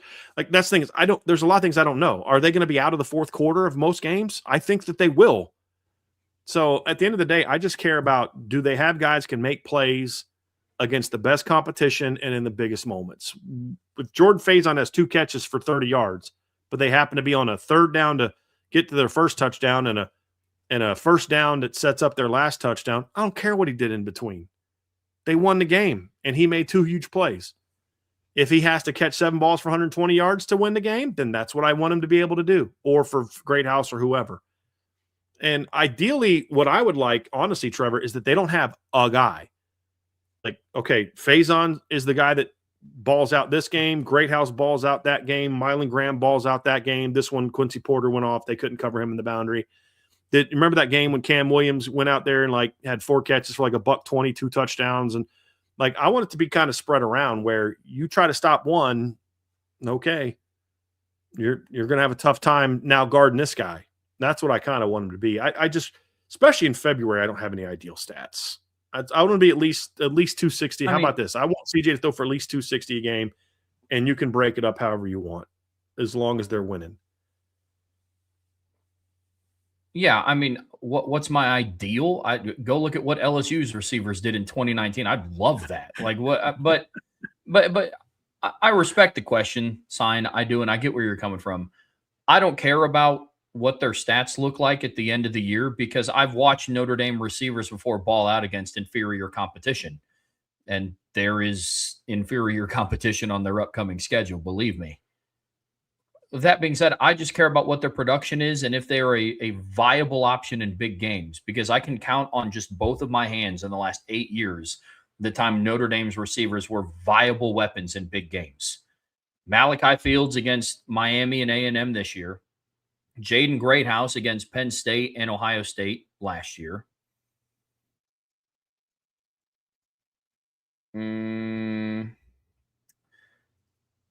Javon McKinley against Clemson in 2020. Chase Claypool when they threw to him against Georgia in 2019. Like the list is kind of ending there. Like like Jordan Faison against Georgia and IU to a degree, but I just want them to be viable weapons in big games. That's all. And the stat line can unfold the way that, and we can get into, is it efficient or, what's their yards per catch and like, how many first downs it can, but I just want them to be legitimate weapons in big games and not be in a spot where if the run game is shut down, they just don't have an offense. I've seen that way too many times. That is my ideal stat line for Notre Dame. Or you take one top player receiver out of the game and then they don't have anybody else who can step up and make plays. Yep. All right, let's get to some more here. From Jim Halloran, have either of you heard how the new position coaches are being received? How did the players react to the coaches leaving? Thanks for all you do. Go Irish. Well, it's different for each coach. I think the D linemen and linebackers have had plenty of time to adjust to their coaches leaving. I know that we just kind of now hired someone, but the linebackers coach left quite a while ago. Al Washington never actually had time to kind of serve as the linebackers coach. He had already left the D line, so they've known since before the portal opened when the portal opened that they weren't going to have Al Washington as their D line coach before actually. So how's it being received? I think the DBs are definitely bummed that Mike Mickens has left, but they understand the opportunity that's in front of them, and they're hoping that I think it's hopeful, cautious optimism, hopeful that things are going to go well. At the end of the day, what this boils down to, Jim, is I do think there's still a trust from the players that Coach Freeman's going to go out there and hire somebody good. That's kind of the message that I've received. It's like, look, they don't know a lot about this guy or that guy. Some of them have actually worked out pretty well. So like looking through some of the depth charts and who recruited who, I do know that Brian Jean Murray, it's not Mary, it's I think it's, I forget how it is, but it's not Jean Mary. Like Murray, something Murray, maybe. I'm gonna have to look at that again. It was in the release. They had it pronounced correctly in the release. I have to find it. It's my bad, coach. But he recruited Drake Bowen when he was at Tennessee, like pretty heavily. So like there's a relationship there that they can kind of more quickly tap into because it's not someone who they've it's Murray, Muhree is how they so it's Jean Murray. So like there's a relationship there. They already know each other to some degree. So I think there's a cautious optimism. At the end of the day, it's about, do you trust your head coach or not? And if you do, you're going to give the new coach an opportunity. But they haven't been there long enough to really to know how they're going to be received. We won't really know that till we get kind of into the spring, and they actually got to be coached up. If you can't Right. do this part well, you're screwed. If you can't do the meet and greets well, then you're in trouble. Right. From J. Melvin, Brian, 2 questions. In the past couple of years, you predicted Notre Dame to win the title. Do you have the most confidence in this team to do it? Probably. I mean, look, what I said was 2 years ago. I always predict Notre Dame to win the championship. That's part of the fun of doing a preseason prediction. But I said 2 years ago before 2024 that my prediction was that they will win a title in the next 3 years. And the reason why was because we thought the 24 team had a shot, partly because it was the schedule and, Riley Leonard and some different things that were coming down. 25, we thought they had a shot because there was a talented team, and you figured they'd go 1-1 in the first 2 games and make a playoff berth, and it was a down year. And I think we were right about how good Notre Dame was. We were wrong that they were going to get a shot to prove it in the playoffs. I would argue that in the last 2 months of the season, that team was absolutely everything we thought they were going to be last year. Once they finally figured it out, problem is they figured it out too late. And then this year, it's their most talented team, and we always expected it to be their most talented team. So what I'm confident in, though, Jay Melvin, is before I kind of thought there was like a 3-year window. Now, in the way they've recruited the last couple of years and the things that the school is doing to support the football program, as long as Marcus Freeman stays, that window is literally as long as Marcus Freeman stays. Because I can't tell you beyond that because I don't know who the coach is going to be. But you just brought in the number 1 recruiting class in the country. You just brought in a portal class that literally 6 of your 7 position players have multiple seasons of eligibility left. Actually, just forget that. 7 of your 8 portal pickups have eligibility left because Spencer Porath has 2 years of eligibility left as well, the kicker. So, man, I'm excited about the future. But, yes, I do think this 26 team needs to show that 24 wasn't the anomaly. Because, that's kind of where we're at, Trev. If this team underachieves and doesn't make a deep run in the playoffs, you kind of got to look and say, was 24 an anomaly? They underachieved in 23. They underachieved in 25.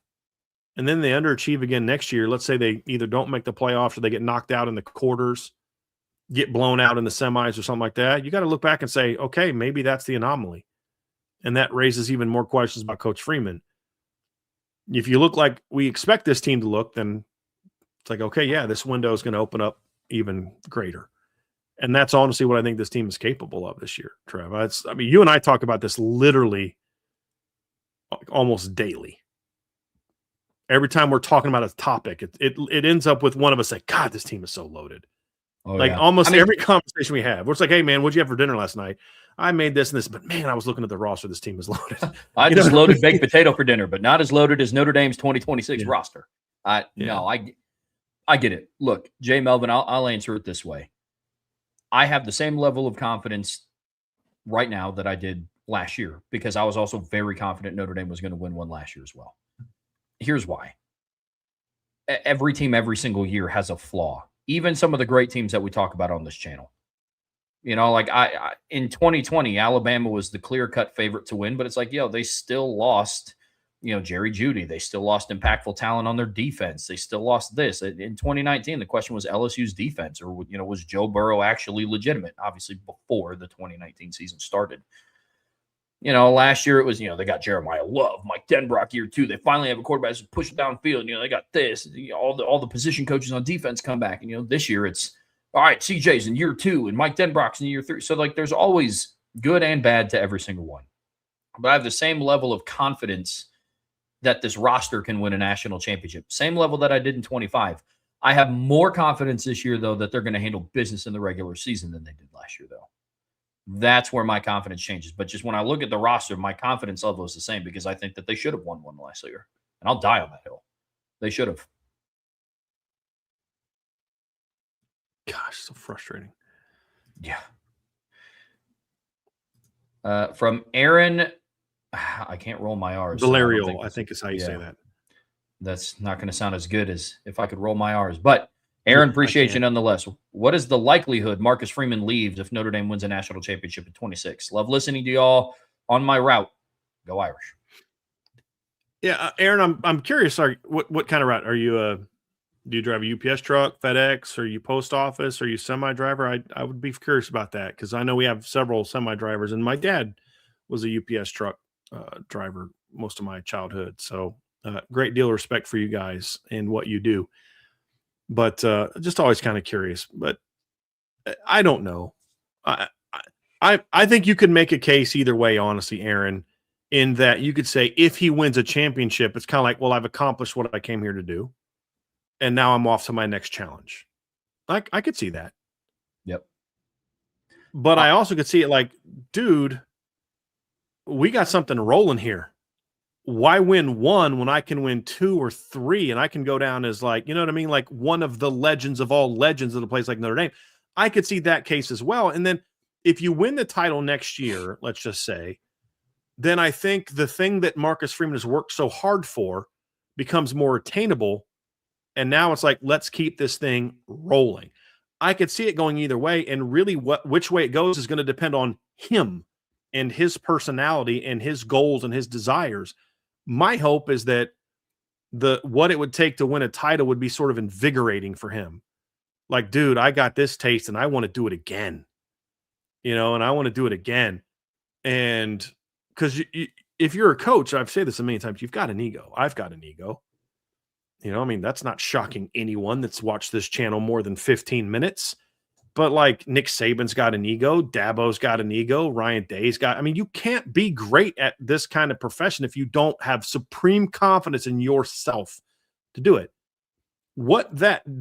How that looks for the best of the best varies from coach to coach. Sometimes it's like Steve Spurrier did what he needed to do. He wanted to go test himself in the NFL. Nick Saban did that. Won a title at LSU, spent one more year. Hey, let me go to the NFL. Dabo's like, I want to go to the NFL. I'm a college football coach. You know what I mean? Like, I want to go win another one of these bad boys at Clemson. And now that I've had the taste, I'm going to hang around as long as they're going to let me because I want to win another one. Every coach is different. And there's not a right or wrong way. It's just who your personality is. I hope that Marcus Freeman is that guy that wants to go win more. But honestly, I don't know. But listen, if he does win one and bolt, okay. I just want to get one. You know what I mean? Like, but above all else, bro, that's where I'm at with this. Like, I don't want to dismiss your question, Aaron, but what happens after 26 right now, I kind of just don't care about. Yeah. Part of me is kind of like, I want him to have that debate, not just for the calling of the NFL, but because he's in a spot where it's like, I've accomplished what I wanted to do with the NFL or at Notre Dame. But until he does that, could he? Sure, maybe. I mean, but I have no idea what happens after 27. And every coach is different. Yeah. Like if you were to ask if Notre Dame would have won the title this year, I think he's gone. I think if they would have made the playoffs this year, Trev, and would have won it, he's gone. Like I truly believe that. I just think because I think the last 2 years were very very challenging for him because he put so much into it. And you had the long season in 24, the way that it ended, very short transition. Kids are growing up. There's the battle of not being able to be home for this or that, or to go to this or that, and the recruiting and doing this and doing that. And, you got to put a new staff together and you've got this. And then the 24 season has its ups and downs. And then you go to the playoffs and you've got all these NFL teams kind of talking to you. You lead your team to a championship. I just think it would have been like, dude, I've accomplished it all. I'm ready to go. I just think he was kind of worn out. My hope and something that I think is actually happening to a degree is that kind of running on fumes has resulted in some people in Notre Dame saying, hey, we can't let this happen again. We can't let the burden of being the head coach of Notre Dame force him to go somewhere else. We've got to try to do things to alleviate some of that burden in certain ways where we can. I mean, you've got to be the football coach, but maybe you don't have to do this as much or that as much, or maybe we give you a bigger staff here and there and help you with some of these things. And I think just the time off has kind of recharged his battery a little bit to where I'm a little bit more confident now that he's going to stay beyond 2026 than I was, but I'm not like betting the mortgage on it. You know what I mean? Like, I think a lot of it just depends on where he is a year from now. Sometimes that, I really want to try this. Like, there's been times in life, Trev, where I've like, man, I think I really want to try something. And then you kind of you start going down that road, like, no, I decided I don't want to do this. I'm going to go here. I like it here. I don't know who Marcus Freeman is in that regard. And that's ultimately what's going to determine it. Is the answer to that question for Marcus Freeman may be different than somebody else. But I hope that it's he has a desire to stay and say, hey, let's build something special. Like, hey, several coaches won one at Notre Dame. Only 3 have won 2. And only 2, actually, I think only 2 of them have won more than that. Let me see here real quick. Because they've won 11. Lou won 1. Dan Devine won 1. Era won 2. Newt Rockney won 3. And then Frank Leahy, I think, won 4. I think. Give me a second. Yeah, he won 4. So only 3 Notre Dame coaches have won 2. Only 2 coaches, and that's 2 of the greats of all time for anybody, have won more. Who knows what his motivations are? But I hope we get to find out. I hope we get to find out the answer to this question next year that, well, they've won the title. What's Marcus Freeman going to do? You know what I mean? Like, I hope we get to have that question. And it's a good problem to have. It would be a great problem to have. Well, now that they've won the title, what's going to happen? I'd love that problem. Yeah.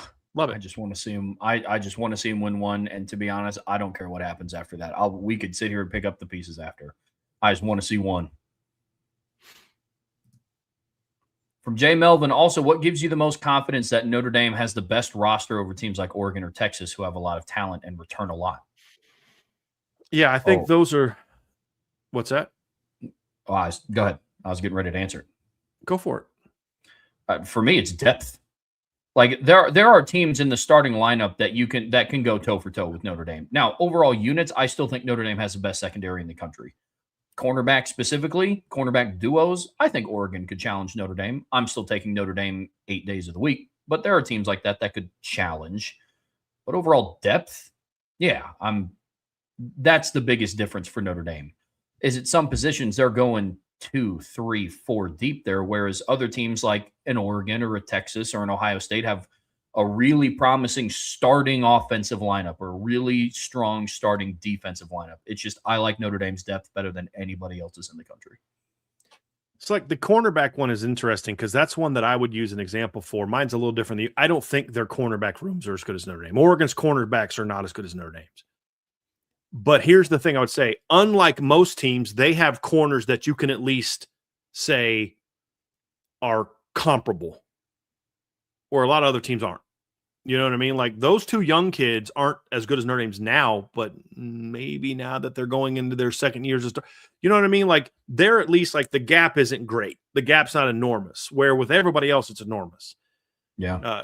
Like, this team maybe isn't, Oregon, you can make the case that CJ Carr's the best quarterback in the country next year, but who is he in the debate with?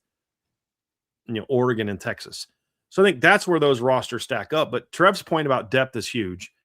I think the other thing is there's less positions now that I view as potential concerns for Notre Dame, like I do for like Texas and Oregon. And really, this is going to sound ironic.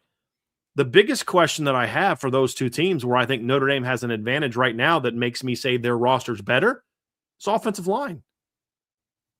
Because I think Notre Dame's talent level is there. The floor of what a Joe Rudolph offensive line looks like is higher than the floor of what Texas's offensive line has looked like the last 2 years under Kyle Flood. And I think I like Notre Dame's talent. Oregon has had a better O-line than Notre Dame, I think, the last couple years consistently, but they're losing a lot of that. And they have a new OC. I'll stack Notre Dame's receiving core up against those 2 teams, but I think those teams, Texas has a better receiving core right now. Notre Dame's, it's about who has the bigger gaps. And when I just look at Notre Dame, I just think they're like first or second in every one of the debates we would have of these 3 groups. And that's really what it boils down to for me. There's just fewer holes in the roster. There's more depth where Texas is like, yeah, but if this guy goes down, they're in trouble. What's ironic is the answer to that question, what's the biggest concern for your team if they lose a player? And I think the number one answer for all three of these teams is the same, quarterback. Where at Ohio State, if Julian Sain goes down, Tavian St. Clair is a guy that you're like, dude, he can be a pretty good player. Notre Dame and Texas and Oregon, I don't think, have that same guy. Now, I know Oregon has Dylan Raiola, but I don't have a lot of faith that Dylan Raiola is a championship quarterback. Texas, who's their guy going to be? KJ Lacey? Is it Dia Bell already? I think that's a big question mark. But after quarterback, there's a lot of positions where it's like, you look at receiver, and I'm like, right now, Texas is a better receiving corps from Notre Dame because of proven commodities. But if Cam Coleman goes down, they don't have another Cam Coleman ready to anything close to ready to step in. Whereas we were kind of joking about, like, dude, Notre Dame can handle injuries. Oregon, I don't know that they can handle. And if DeCorian Moore goes down, there's a big drop off between him and their next guy, in my opinion. So I think that's an area where Notre Dame has an advantage. And then the D-line too, Trev, is an area where I think Notre Dame's just flat out better than Texas on the D-line.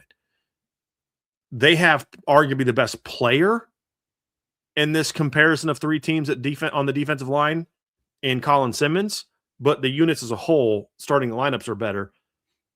But I think Notre Dame has much better depth than both of them, especially Oregon. Oregon's got a very good starting defensive line, but all their depth is gone. It all left. And Notre Dame got one of those guys, you know what I mean? So it's just another example where I think the depth is just really exceptional for Notre Dame. So, yeah.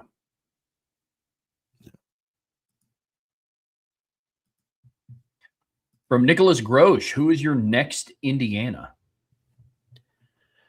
So I think that basically means like a team that kind of comes out of nowhere and becomes a contender. Is that the standard of what we're going to say that is? Nicholas, if that's not what you're asking, I don't think he's asking who is the next champion. I think it's more of like, who's that team that nobody expected to kind of come out of nowhere? That's a really good question, Nicholas. I'm kind of pulling up the standings. I don't know that. I think what makes Indiana's story so great is it is such an improbable thing that I don't know that there's going to be a direct correlation. There's not going to be a direct correlation of a team that's never been good in 100 years and they just become a champion in 2 years. But a team that's maybe been down for a while, hasn't been good for a while, maybe. But I just don't see the Indiana story being repeated to the same degree that Indiana's has done. Like, I don't see Duke the next 2 years doing what Indiana did the last two. That's kind of where I'm at, Trev. Yeah, it won't be. That's where I'm at too, man. It won't be copy paste. If I had to put money on a team right now, I'd say Auburn. Auburn has been a lukewarm program for the better half of 12 years with some flashes in the pan, I guess. Like 19, I guess, was kind of a flash in the pan. But I like what they're putting together. I do. Big fan of Byron Brown going there. I could see Auburn coming out of nowhere and being a contender for the playoffs. Not for the title, not in year one of Alex Golesh, but maybe in year two. Right. Yeah, they would be a team that I would put in that conversation. I like what Wisconsin did in the portal. I just don't think Luke Fickell's a championship caliber head coach. And their talent still isn't anywhere close to Indiana's. Like, people are mentioning Houston. I think Michigan State, those teams aren't anywhere close to what Indiana was talent-wise. Like, I still think people are underrating how talented Indiana is. Yeah, 100%. I think people looking at Indiana, they're just a bunch of average players that had great. No, this team has legit dudes the last 2 years. Like, they have legit NFL talent on that roster. Like, Michigan State is not anywhere close to that. But like, if we could point to a team, Nicholas, then I think that team ceases to be Indiana. I'm like, oh, it's this team, no question. Well, then that team wouldn't be the same as Indiana because that's a team that we think is capable of winning. Like, I like Trev's example of Auburn as a team that's been down for a while. That's a team that won a title 15 years ago, played for the title 12 years ago. Like this, that's not even close to being the same as Indiana. which supports the point that Trev and I both agreed on at the premise of this, which is there's no team that's got a similar where they've never been good. I mean, guys, I believe I'm correct on this, Trev. Prior to 2024, Indiana had never had a 10-win season, correct? Correct. Not just they didn't do this, they'd never had a 10-win season prior to 2024. Well, if Duke did what Indiana did the next 2 years, Duke's had several 10-win seasons. In the last 20 years, they've had several 10-win seasons. And so it's just, I just don't know that there's a correlation between that. You know, like somebody said, Virginia Tech. I could see Virginia Tech being a team that has been down for a while that comes and becomes really good again. I've talked about that. That's why I think James Frank's a great hire. But this is a team that played for the national title in 1999. That was a perennial top 10 team for like a decade. That's saying we're close to the history of Indiana. So like that direct correlation is going to be hard. But I do think that it's a lot easier in today's era to have a team that's been down for a while just quickly jump and turn around like Indiana did. If you want to take it to that degree, as opposed to 100-year losers to champs, then I think there's more candidates. Virginia Tech is one. I think it was Justin K. mentioned Virginia Tech. I agree with that one. Archer says Michigan State. Not right now, but maybe in 3 years, because, again, what makes Michigan State different is he's not a new coach bringing in a bunch of players with him like Trev's example of Alex Golesh. He brought a lot of South Florida. He brought basically most of his top players from South Florida are coming with him to Auburn. Pat Fitzgerald starting from scratch. So, but could they in 2 good off seasons do that? Somebody mentioned Bob Chesney at UCLA. That okay. So there are some of those examples, but not the kind of crazy rise that Indiana had where they went from nothing to champs in like 2 years. Yeah, it's like I said, there won't be stuff that's a copy paste. I am one of those people that just thinks that there's some things that we see in sports, college football specifically, that we're just never going to see anything like it again. We can see things close to it. Like I don't think we're ever going to see a 2001 Miami defense again. A team that could have gone 8-5 if they scored 0 offensive points. Now, could we see statistically? Say that again. That gets me every time. Say that stat again. Miami in 2001 would have been 8-5 if they scored 0 offensive points for the entire season. Yes. Yes. Like you said that before, season. and I believe it. It's just such a crazy stat. To your point, Trev, we won't see that again. Yeah. Like we'll never see a Notre Dame defense that holds teams to 3.8 points per game. Exactly. Like the 66 team. Right. Exactly. Like we're never, given the level of the competition that he faced that season and the year that he put together, like I don't think we're ever going to see a statistical season like what Joe Burrow has done and ever see it again. But it's just, but we could see impacts like that. It's the same conversation. So that's kind of how I look at, who's going to be the next Indiana. It's like, I mean, that is just such an outlier in that it has only happened once in the last 100 years. Right. Right. But I will say this, Nicholas, back to your question. I do like the fact that the portal gives teams like that an opportunity to be successful. Oh, yeah. My issues with the portal aren't that I don't want teams to be able to do that. I think if we do the portal right, that can still be done. But I am not someone who I only want Notre Dame, Bama, Georgia, Ohio State to be good. No, I kind of like the fact that those teams got to do things a certain way or there's other teams that can pass them. I kind of think that adds to the fun of it. And Indiana can jump. Because if you'd have said that 5 years ago, if Nicholas would have jumped on our show 5 years ago and been like, hey, guys, Indiana's going to win a title in 5 years, we'd have made fun of him and laughed at him. I mean, we wouldn't have actually done that. But you get the point. We'd have been like, okay, man, whatever you say. They've never had a 10-win season, but sure, yeah, they're going to go win a title. Because 5 years ago, that would have been a ridiculous thing to say because the game was not structured in a way where you could do the things necessary that Indiana did to turn into what they turned into. I kind of like that. But I think the recipe that makes it unique is the fact that the coach that did that was able to bring a lot of players with him that understood his culture, which is unique to what Pat Fitzgerald is doing. It's unique to what some other coaches that are doing that necessarily weren't somewhere last year. USF can bring legit SEC caliber talent to their team, or Auburn from USF to their team. Bob Chesney can bring legit dudes from James Madison to his team, like Curt Cignetti did. Now, do they have the chops that Curt Cignetti had? We'll find out. Because this is the other thing, too, is Curt Cignetti, you may dislike him all you want. He's an elite coach. And if you look at his history, it shouldn't surprise you that he won at Indiana. It should surprise you he won a title in Indiana. But it shouldn't surprise you that he turned Indiana into a winning team, because he's done that everywhere he's been. So that's part of it too, Trev, is, that's a guy that's won multiple national. This wasn't his first championship. You know what I'm saying? Like, I think it was his second, correct? Or did he win 2 at James Madison? He definitely won 1 at James Madison. I don't remember if he won 1 or 2. Yeah, I think Houston and Mickey Matthews, I think, won the others. Yeah, he won 1. He won it in 2019. And then they made it to the semifinals the next 2 years. So, yeah. Yeah. That's kind of where I'm at, man. We'll see, but yeah, we'll see. He also took over an IUP team that was like 6-5, and by year 2 had him at 12-2 and in the national quarterfinals. So again, this is something he's done before. But yeah, as Jim said, Google him. You'll find it out. But yeah, it's a good question, Nicholas. Last couple here, Trev, as we wrap this up. From Jay Melvin, looking back at it, I think the A&M loss stings worse than the Miami loss. You were at home and scored 40 points against a team you were better than, and you had no business losing that game. I think that's very fair. I agree. I mean, look, Miami game was frustrating, but Miami also played pretty well that game, and it was on the road. It was the first game of the year, CJ Carr's first start, and you battled, and they just were better than you that day. I have no problem saying that. I can't say that about Texas A&M. I think that was more of Notre Dame giving that game away than it was.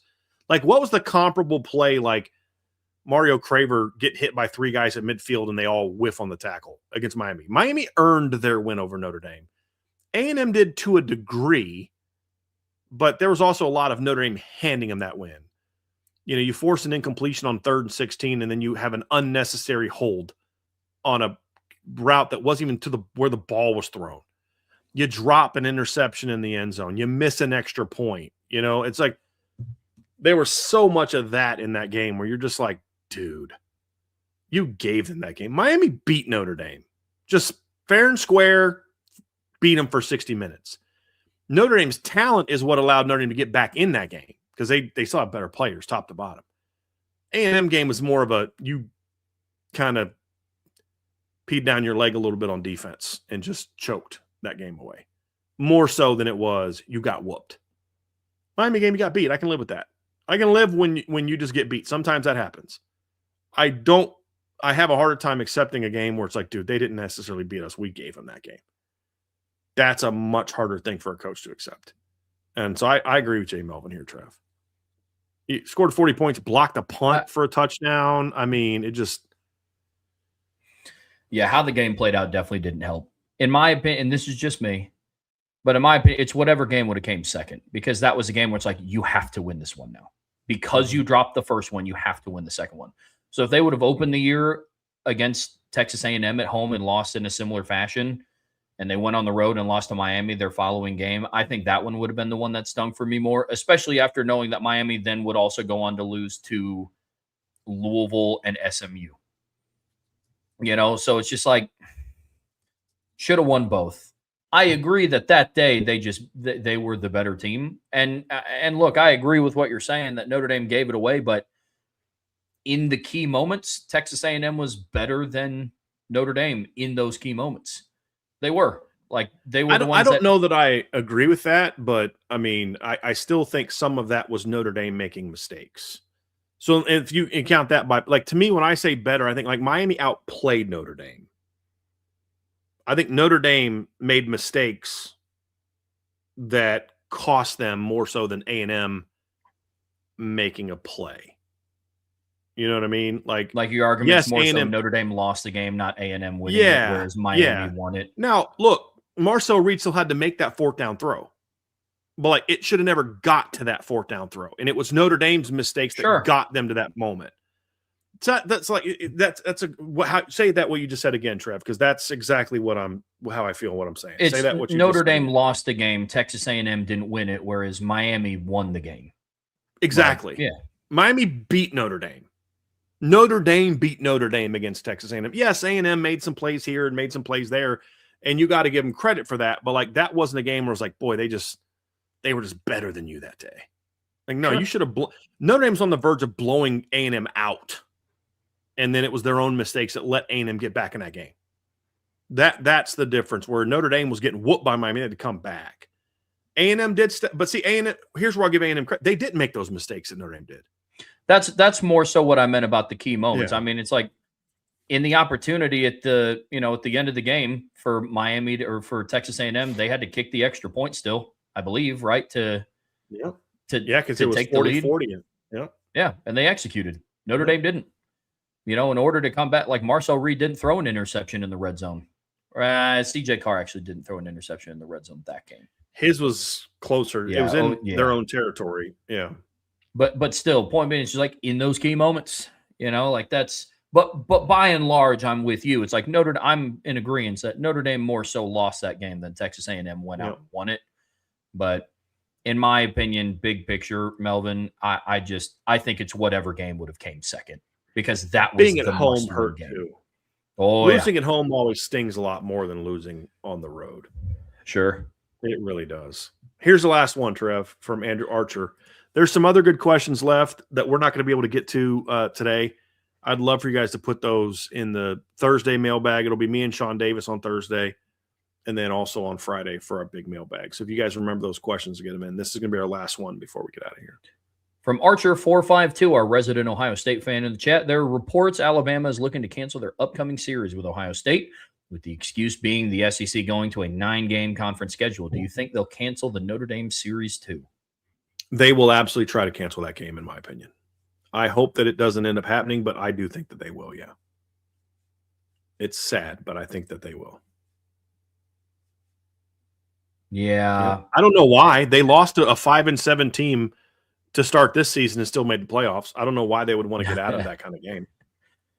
Yep. And unfortunately, and Archer, I know that this isn't you, but they got Tony Petitti to thank for that. Just demanding everybody goes to a 9-conference schedule. So there you go. Mm-hmm. Shout out to the Big Ten. Yep. Absolutely correct. And he said it's infuriating as a college football fan. But again, 100. That's what the Big Ten mandated. The Big Ten kept saying, hey, we're not going to give into this unless you all go to 9-game conference schedules. So they all said, fine, we'll go to 9-game conference schedules. Oh, and by the way, we're going to not play you out of conference anymore. So, yeah. He said, we don't like him either. I don't know that anybody does. You don't. The presidents of the Big Ten. Yeah. I will say this. The Big Ten has a player group that made an announcement today saying that they want to see a rule that, I don't know how this gets passed, but they'd like for prop bets for college football players to be eliminated. I support that fully.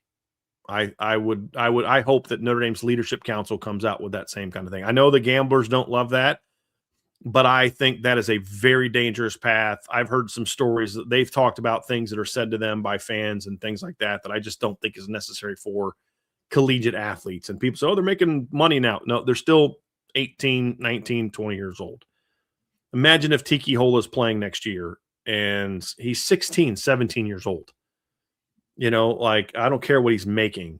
I would support that. And I would love it if Notre Dame's player council went to Marcus Freeman and said, hey, we'd like to say something. I think that would be something that would be a welcome change, because we're going down a very dangerous path with some of the stuff that they're allowing people to bet on now. I mean, it's like some of the stuff about who jumps in the portal. I mean, dude, you could just pay a guy to jump in the portal at that point in time. It's getting crazy with some of the stuff, like was it Kashi or whatever. Like, this stuff's getting out of hand. So I know a lot of people aren't going to agree with me on that, but that's actually something that the Big Ten players came out with today that I would support for collegiate athletes. Would very much support that. So, yeah. Well, good deal. He said, we didn't like Kevin Warren either. Our run of Big Ten commissioners hasn't been good. Correct, but they still have power. That's the scary thing, Yeah. Trev. Like they still have authority because they're the Big Ten, and he is going down some really funky paths right now. Yep, It's he is not a unfortunate. well-liked guy, but the people that like him are the presidents because he's trying to get them more money. There you go. Is what it is. Take us out of here, Mr. Trowbridge.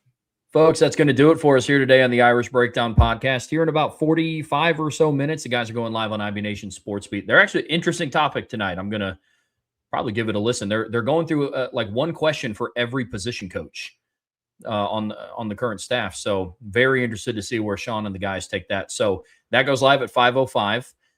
On your way out of here, be sure to hit that like, hit that subscribe, hit that notification bell. Be sure to share this podcast with your friends and family, anybody that you know loves Notre Dame and college football as much as you do. The best way to stay in tune and the best way to support what we do here is subscribe to the premium message boards at boards.irishbreakdown.com. Brian will be back tomorrow at 1 p.m. You guys will not see me until next Wednesday. I'm going on vacation. Long overdue. Very excited to head out west to Arizona. And Brian, I believe I'm not the only person that you know that is going to be going out to Arizona. My wife you and your wife are heading out there, and then my wife is going to be going out there with her mom and stepdad. So I told both of you, I don't want any pictures that have grass in it, and I don't want any pictures with you at In-N-Out Burger. Either one of those will either result in you sleeping on the couch if you're my wife, or you perhaps not coming back to a job if we're talking about you. So okay. Don't taunt me. Don't taunt me.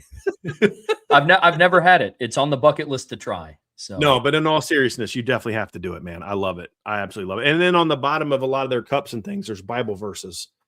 And they're cool. Still a family-owned company. But, yeah, it's really quality food. Yeah, I love In-N-Out Burger. Love In-N-Out Burger. And John, nothing is wrong with In-N-Out Burger, which is why I don't want pictures because I can't have any. They don't have In-N-Out around here. I did hear that there's one that might be coming near Indy, Trev, that they're going to expand a little bit into the Midwest. And so I guess the parent company is moving out of California and moving to Tennessee for obvious reasons. That there's talk that they may branch out a little bit around here, which would be amazing, but it is definitely worth it. So you've got to try In-N-Out. Now, again, I've only had it in California where it originated, and it was phenomenal to play. I've had it in LA. I've had it up in San Francisco area. Love In-N-Out Burger. Love it. I think me and my dad had it in Phoenix in one of them, but yeah, you got to try it, dude. It's great. Okay, so it's going to happen. Quality meat, quality fries. The shakes are really good. And as I said, I love family-owned companies, and it's a Christian-ran company. And the places I've ever been, they're kind of like Chick-fil-A in that the people that I've ever met that have worked there are like super friendly, and it's a little bit old school inside. Like they wear like the white old school hats, that you get at like diners and stuff like that. It's a great place, man. Okay, great place. I think you'll enjoy it. And if anybody tells you it's overrated, you just realize that person has no taste. Fair enough. Yeah. Cool. It's great. Well, good deal. Well, folks, have a wonderful evening. Like I said, Brian's going to be back tomorrow. I will see you guys next week back here on the Irish Breakdown Podcast. Have a wonderful evening.